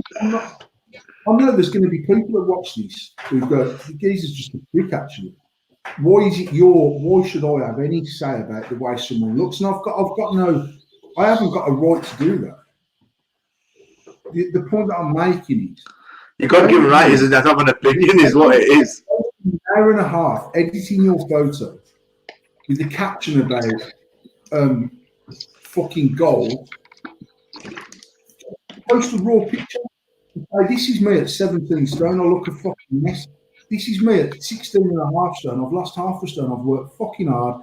And I'm going to post another picture next to it when I'm at 16 stone. Because I'd have way more respect for someone that is who they are than some fucking horrible geezer looking bird posting belly tops, blatantly fucking sucking her insides in. Her arse must be hanging, mate, because I know she's blatantly sucking her shit in. And it's got 400 comments people going, oh, hun, you're doing. And then the next one, then she's like, oh, I need a feed of, I need a fill of Lloydroid. Yeah, pass me the kid, man, and let me get me tit out. I need to breastfeed the kid on my Instagram. It's done as classy as it can be. But I would never take a picture of me having a shit and post it on Instagram. But then the people that I'm talking, Daddy Funny, yes, mate. These people need validation. I love them. Don't get me wrong. When I post a picture, like I never ever post a picture so people go to me, fucking hell, Paul, you're looking. Like when I post a picture of my before my band and then however long after my band. You're making it. Nah, you know what? No, but that's proud, isn't it? That's being proud. I feel like that's because I've done that recently, losing a lot of weight I've lost, and it's proud. I actually posted it in the gastric band group first. It's private. And not even to say to all the fatties in there, fuck you, I've lost fucking 4 stone. Actually, it was about saying, you know what, this is working, man, and I feel good in myself. But I haven't filtered the picture, mate. I haven't filtered one of them fucking Snapchat filters that takes all my fucking wrinkles away out my face. There's people, I walk past people at Expo, I didn't recognise because they look about fucking 35 years older in the flesh. Yeah. And they're spotty as fuck. But on Snapchat or on Instagram, they look nice and fresh faced and the double chin's gone because they're fucking taking their selfie like that. I'm not about that, mate. My pictures are more pictures. I don't take a picture of my fucking neck stretched out so you can't see my double chin. I don't take side on pictures and something like fucking. You look at my pictures on stage at Expo, mate, my fucking belly's there for you to have a look at. And that's just because I'm happy with my life, I'm happy with me. If someone comments on it saying you fat cunt, I'm not ever going to go home and go, oh my God, I can't eat a fucking chocolate bar because he's just said I'm fat. I'm a bit like, you know what, I'm not be fat, mate, but your face looks like your dad raped your sister. So, no, so, for me, and honestly, I stand by this 100%, and I've said it repeatedly over the last few months. If ever I was in a fortunate enough position to have enough money to buy Facebook, I would honestly switch it off. And I feel like if the government, I mean, the trouble is, mate, the government don't give a fuck about the people. And probably the government have got no choice but to not give a fuck about the people, because I do believe that the government have not got that much control. They're just there to play puppet master to the masses. Social media, and social media being any platform, whether it's Snapchat, fucking, there's social medias I've never heard of. There's fucking TikTok, which is massive, Facebook, Instagram, and all whatever else is out there. I honestly believe it's single-handedly causing the biggest social issues that any generations will ever see, because there's people of my generation that I don't know if I'm fortunate enough. I don't know if that's the right word, or whether it just sounds like I'm blowing smoke up my own arse. There's like, my mum's 73 and she's on Facebook, and she's just a 73-year-old woman on Facebook. And I'm 43, and which means my mum probably isn't 73 actually, so she'll probably be fucking meshing me saying, "You cheeky cunt, I'm only fucking 70." I just feel like when I started going on Facebook, I was Paul Harrison. This is my life. This is what I do, and I've never ever tried to gloss up anything other than what I am. Yeah. I've seen right through the day that lots of people that I know personally living a Facebook life. Yeah. And I still see people doing that, checking in at A&E with no reason why, just so people say, "Oh, is everything all right?" And like them things that I've joked about, as much as I'm joking about, they're things that annoy me, because there's things that people do on my Facebook weekly, the same people that annoy the shit out of me, because they only post it to get the 150 likes and go, "Oh, I'm thinking of you, hun." I'm thinking of you, but what I'm thinking is you're a fucking needy cunt. It's true. It's fucking true. But do you feel like people don't have the bollocks to say stuff like what, like, be truthful, like what you're saying? They have to be in with the fucking crowd. Mate, there's like, most of the people that I get on with best on social media are people that are very, very honest on social media, and like, maybe my generic status is a way of me venting my frustration without just fucking going ham on one single person. But the truth of it is, them things that annoy me, I see from lots of people. It's not, when I'm talking about someone on fucking Instagram with a belly top on, it's not one person. You scroll through most Instagram feeds and it's the same. It's pretty much the same shit over and over. Yeah. I look at the likes of Pandora Blue as a person and think, like, I get what she does, mate. Don't get me wrong. I know that she's earning hard off what she's doing, but to think that she'll get 20,000 likes on a picture are fucking men that are dead needed, generally. And in the comments as well. "Oh, you're so hot. I'd love to rub my face on your pussy." Do you honestly think that Pandora Blue's going to read through them comments and go, "I'm going to inbox that cunt, I want to sit on his fucking bed"? She inboxes him and says, if you want to fucking rub your face on my pussy, you need to subscribe to my premium channel. It's only fucking $50 a week.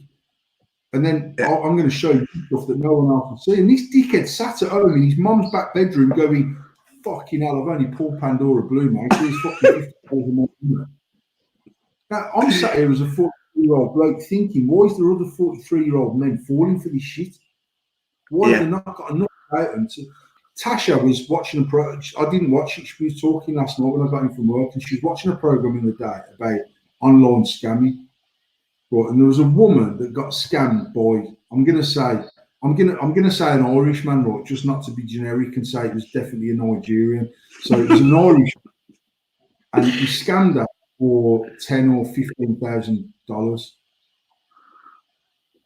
through some sort of dating app. So he's obviously gone on there. He said, "Fucking hell, babe, you're looking good for 50. You'd never know that you've had 7 kids. And actually, I love the way that the stretch mark blending with your fucking bottle. You're looking for her." Ultimately, took 15 bag off her, right? So he's had her over for £15,000. She's gone back on a different dating app, met another geezer, and said to her, "I hope you're not going to try and mug me off, because I got mugged off for £15,000 by some scrupulous cunt. Some unscrupulous bastard took £15,000 of my money. Do you know what the geezer said? You're fucking joking. He says, I know a private detective. I might be able to find out who that is and get your money back. She spent 20 grand with him.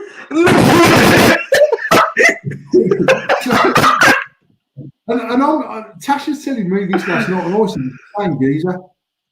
100% right. It's the same geezer with a different profile. Sat at home saying to his mates, I found the same woman. It was 35 fucking grand in the bank. 35 grand done, mate. £15,000 trying to get fucked and £20,000 trying to fuck the geezer that fucked her for 15 grand. What a mug. And look, and then you see, I get emails regular through mainly through the business accounts actually that are saying, "Oh, your uncle fucking Zumboy uncle ha ha ha ha ha." We've got 12.5 billion US dollars. We can get it into a UK account, but we need about $6,000 off you to set up the account, set up the legal side of it. And I'll read, like some days when I'm bored, mate, I'll get an email off me saying, you're fucking joking, I can just do with $1.2 million. I'm on my ass, and I'll have it. But most of the time, I'm scrolling through that thinking, who the fuck falls for this shit? And then straight away, I think loads of people must, because they would not keep sending the fucking emails out. Yep. But daily, needy people are getting mugged off. Needy people mug themselves off, in my opinion, on social media. There's lots of people that I just think the way that they conduct themselves, they go to bed happy because they've had 1,000 likes that down various pictures, they've had comments that's given some sort of self-confidence. And then, genuinely, I think if you need that in your life and you're getting it, who am I to criticise if that's what you need? But then other times I feel like there could be like a slap on Facebook. Look, wake them up and say, you know what, you're actually a better person than that. You're worth more than that to yourself. You're worth more than that to other people. You don't need to sell yourself short just to try and get this fucking attention that you're so badly seeking. And the reality is, mate, there's people who are probably getting that attention off random people on Facebook who they don't know from Adam, who are sat at home ignoring the fucking partner, who sat there thinking, she don't even care about me. Mm. And she might be missing all the attention she ever needs just from the other end of the set. I don't know. I'm not a psychologist by any stretch of imagination, but I genuinely just look at the way a lot of people conduct themselves on social media and feel like generations have fucking broken them, badly broken. It can only get worse. I feel like it can only get worse. You know what? I feel like certainly like I was, I don't know how long social media's been on, 2007, 2008 when I signed up for my first account. So we're going back 11 years. I was 32 years old, and I never ever used MySpace. I never used Bebo. I didn't use MSN because actually I was living a different life. I was fucking married with kids and working and whatever else. But Tasha was on MySpace. She's 6 or 7 years younger than me. But when I joined Facebook, I genuinely had 40 odd friends.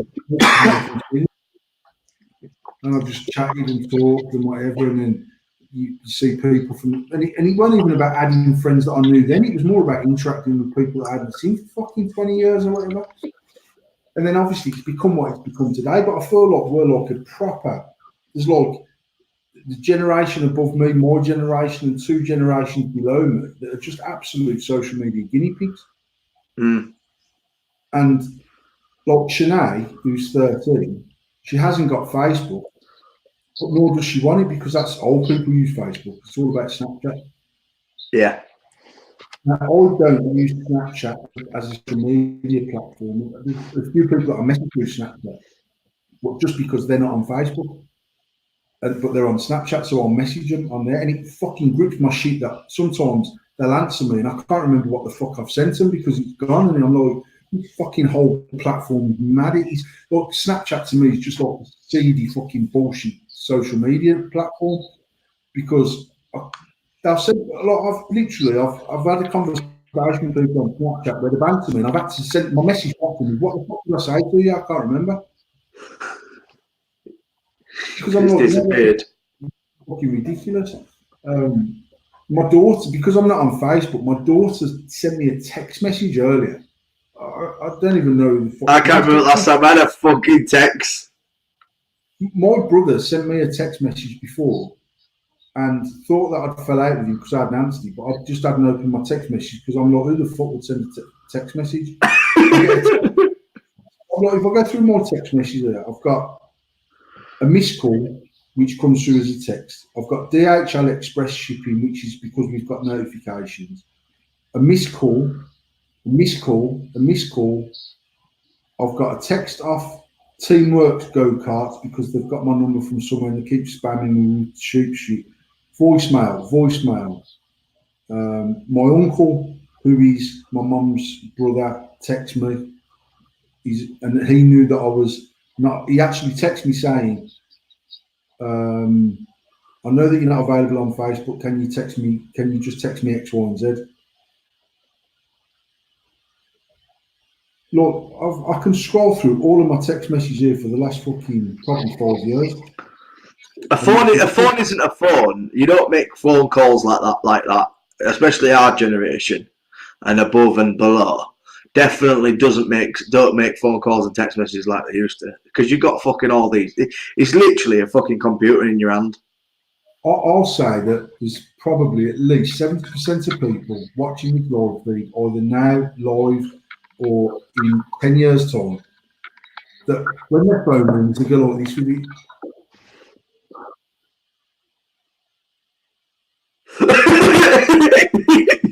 What's that?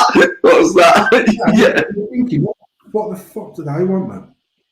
And then when it stops ringing and goes to miss call, they send them a WhatsApp going, right, mate, everything all right? Yeah. Or a number comes up and they let you ring out and then they get on the number after him. Back in the day, you used to go, hello, who's that? Yeah, it's Paul. Yeah, nah, sorry, mate, not interested. Chill, mate, boy. Bam, done.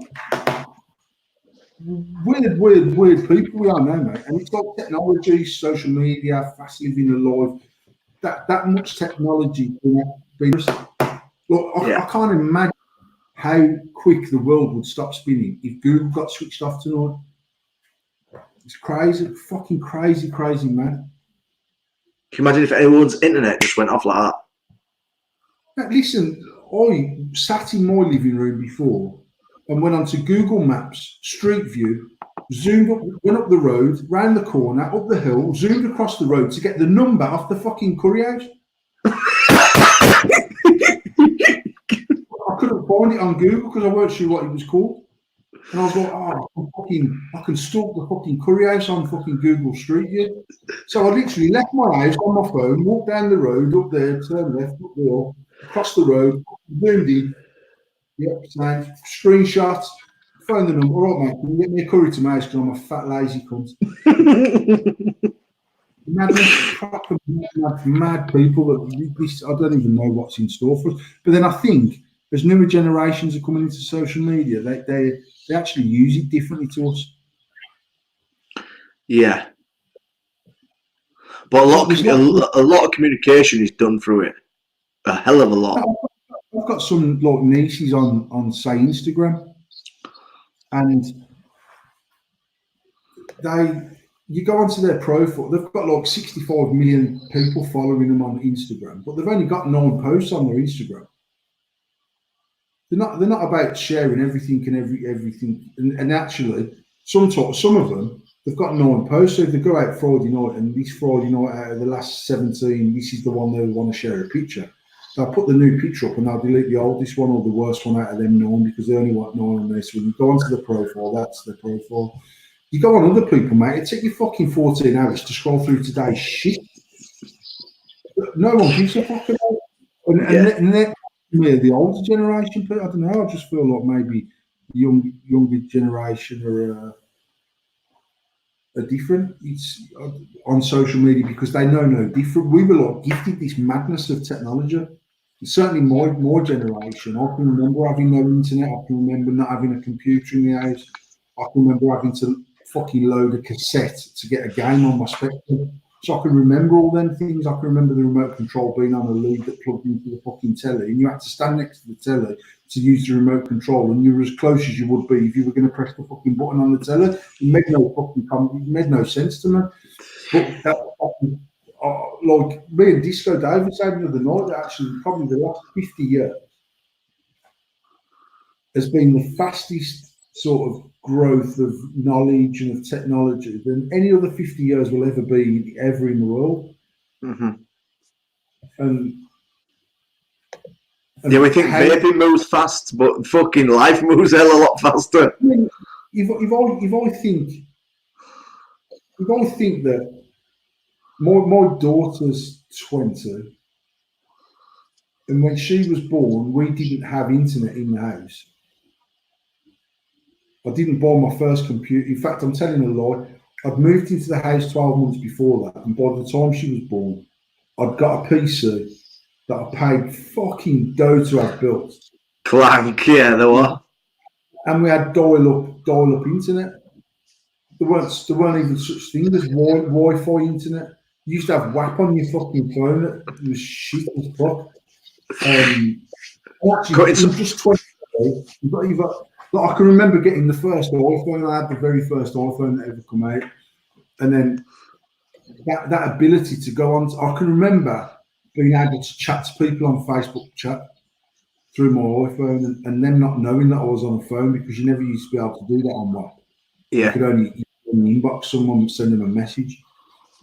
And actually, you think how mad the ability to hold that much technology in your hand has come in 20 years. It's fucking crazy. It is. And out of everything that I would not panic about, that's not the right word, but if I left my house without my phone, I'm going back to get my phone, because I ain't going to get through the day without my phone. And actually, not because I use it for phone calls, I'm using it for emails, I'm replying to emails, I'm on Google, I'm checking this, I'm doing that, I'm logging into the server at work to have a look at yesterday's reports.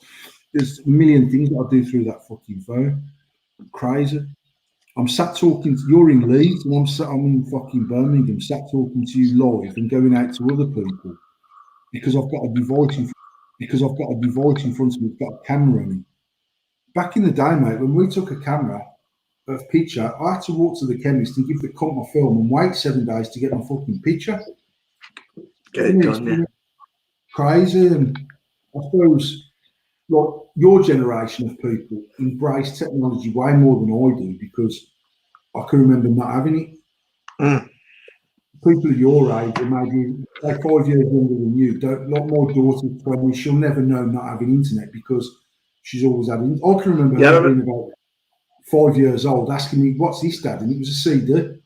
She didn't have a fucking clue what it. No, it wasn't. It was a 7-inch single. What is it? And I was like, "It's a record." What's a record? I was like, "You put it on a record player." What's a record player? And I was like, "Whoa, what the fuck's going on in the last fucking 10 years, man?" Crying. That blows my mind. But I guess that's an age thing, because I can remember not having CDs. I can remember having to put a fucking pencil in my cassette and roll my cassette and all them stupid VHS. Same with VHS. What kind of makes me think is, what are kids these days going to think in 50 years' time when they've got grandkids, and how the technology is different to them? We're not going to be around to see it in 100 years' time, the technology that is here. But yeah, I can't imagine in 50 years' time what people saying, "Oh, have you seen that picture of Grandad with that big black square thing?" And you used to have to use that to make phone calls. Where now I can just think, I need to speak to Tom, and all of a sudden I've got you in my fucking ear, and I'm like, "All right, Tom, it's Paul, I'm driving. I just thought I need to let you know." I mean, I don't know where technology is going, but if that's not a thing, that's going to be a thing. But I always felt like at some point you just have a SIM card that plugs into you somewhere, even if it's a chip in your skin, and that SIM card does everything that does. In your forehead. Yeah, they're actually testing 3,000 people in Sweden at the minute to have their passports under their skin. In India. No, it's in Sweden. They've got the SIM cards. Yeah, it's a thing. You have to Smash that, and then hold your finger on your gooch for 10 seconds. Ariel comes out. To do a screenshot, you have to press your finger and hold your gooch. You just screenshot. Fucking hell. Well, we're at 6 minutes past 10. We've had a brilliant show. I'm not going to do status of this week because you're fucking banned. So we can't do status of this a week. But thank you for joining me, Paul. Really appreciate it. It's been a wicked show. It's gone fast this week. We've had a good fucking chin work. And it's always nice just to get a one-to-one and just start, tear up, to have a bit of shits and giggles. So thank you to everybody who's joined us this week. Make sure you go over to the YouTube channel as well and like and share. And make sure you subscribe as well. And also, we'll see you next Wednesday, just before we go to Hamburg. So we'll do a pre-Hamburg show when Paul's like, "Fucking hell, we're getting on a fucking flight again." We've got a flight from Birmingham to Frankfurt and a flight from Frankfurt to fucking Hamburg. But at least we get a bit more flight experience. Hamburg, Frankfurt to Birmingham back. So I've got 4 plane trips in the fucking 3 days. That shit don't sit right with me, man. So, it'll be fine. Once again, it'll be you chilled fucking getting it. It'll be me grabbing all that fucking seat. That's what it'll be again. You'll be like, I'm shitting it. When we flew to Stuttgart, it's the best. It's the most comfortable. I don't know whether it's just because I'm comfortable now with a dog. I don't know if I've got to a point in my life where I think, if I die, I've not had bad innings, man. I've lived a decent life. So therefore, I don't. When I was younger, I'd be fucking every time the plane jitters, I'd be like, "Oh my god, the fucking thing's falling out." The whole journey had shit. Actually, Hamburg, we had a chill. Fucking got my fucking phone out because I'm in the group. So, and I remember saying, "I'll come back." Actually, going there, I didn't stress once about flying back when we was in fucking. But I've been on holiday in the past where for 2 weeks I've stressed my head off about flying back home again, and I don't know. Maybe I'm just a bit lucky. If I die, I'll die with my phone's up. I'll get a bit cynical in my old age, maybe. We'll do all right. But yeah, we'll have a show next week. Bit of a pre-Hamburg show, and then we should have a successful show in Hamburg. I'm excited for Hamburg. Last show of the year. Usually Expo's the last show of the year. This is the last show of the year. Just before Christmas. And then the first show of the year is in February in London. So we get 4 months off of shows? Well, technically we don't. We get fucking 2 because we'll be planning fucking 1st of January. We'll be back on it. London's probably going to be easy for us than Birmingham because we're on 63. It's much smaller. We're not going to be taking as much stuff because we haven't got the space to take it. It is what it is. We'll see how it is. Right, well, thanks everybody for joining in. Yeah. And go on, finish what you're saying because you were saying something. I was just going to say, I'm looking forward to Hamburg to see what that vibe is. They've not had a show like this in the north of Germany. You know yourself, the sort of vibe that was in Stuttgart back in May was next level. But like I've said before, it was emotional for me to see that many people blowing the crowd and all that sort of good stuff. I'm very excited about going to Hamburg. It's our first international show of any level. But more that I'm intrigued to see how that vibe is out there, whether it's transpired from the Stuttgart, which is sort of middle south, up to the top north of Germany. And yeah, I'm looking forward to it, and I'm looking forward to getting back then and pretty much having a bit of a wind down. By the time we get back, we're going to be getting on towards we got Black Friday, we've got some mad bargains coming. For anyone that's seen the post, we've got hold of some Asylum NATO mods. Well, just to clarify as well, I know some of our team put out posts saying, yes, long away from Asylum. This isn't my design, it's not our product. It was a collab between Asylum with Tom O'Connell and Vapors Cloud. As far as I know, talking to Tom back in the day when it got launched in 2017, the design was Tom's. The tech spring, which is Vapors Cloud technology in their switch, was added to that design. Vapors Cloud manufactured the mod as far as I know, or got it manufactured through their avenue of manufacture. And we've just managed to get hold of some of that stuff. They're only black, they're all copper mods. They're going to be, I think they're retailed at about 129, 930 quid. Right? So they're going to be around mid 30 quid, which is a fucking bargain by any stretch of the imagination. Still, yeah. 650, 2650, 2700, 700. They've got 510 on them as well, which just for peace of mind, it's a bit safe. It's constant contact. It's got the ball bearing switch, which has got a massive surface area of coverage on the switch. And genuinely, I've been using one, and I left it at work today because I had a meeting this afternoon. I left the mod in my office, and I left work from a different office. It hits. I'm not going to say it hits like a fucking truck, man, but it can. Like Disco had a mod. I can't remember what mod Disco was using, but he took the RDA out and put it into that mod with the same battery, and it would fall considerably how the mod. They can look fantastic. Also, 34 quid. It's not going to be more than 40 quid for the mod. And if you buy a couple of them, we'll have maybe a little deal on there. I'm going to try and get them onto the website by the weekend. We're going to be taking some of that product with us to Germany. And we've got Black Friday the weekend after we come back from Germany, which is the last weekend in November. And genuinely, we're going to be doing some expo. I mean, we were doing clean mods at Expo at 20 quid. We're going to be doing some Black Friday deals to rival Expo prices and clear some stock out and give some people some bargains. So keep them peeled. Thomas is going to be working hard on the web. We've got a lot to do on the website to get it remotely ready for Black Friday, but we will do what we've got to do. And on that note, yeah, we're out. We'll be back next Wednesday. We're flying out to Stuttgart to Hamburg Friday midday. We don't fly back until stupid o'clock on Sunday, so I've booked Friday off work and I've booked Monday off work. Just to have a chill and work on Tuesday.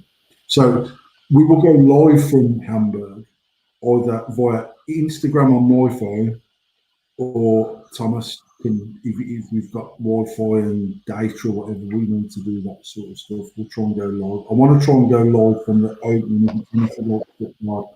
It's fucking mental. Yeah. Everyone who's watched tonight, thank you for joining in, or watching in the future. You might be watching in 20 years' time ago. Remember when that club was still there? Like watching QI on Dave. I tell you, do you remember when we fucking didn't have hoverboards back in the day? Mate, I've been at junior school and going, yeah, by the year 2000, mate, we'll be able to get to fucking college on a hoverboard. I was 19 years in there. There's still no such thing as it's not happening yet. Disappointing. Right, night everyone. We'll see you next week. Take it easy.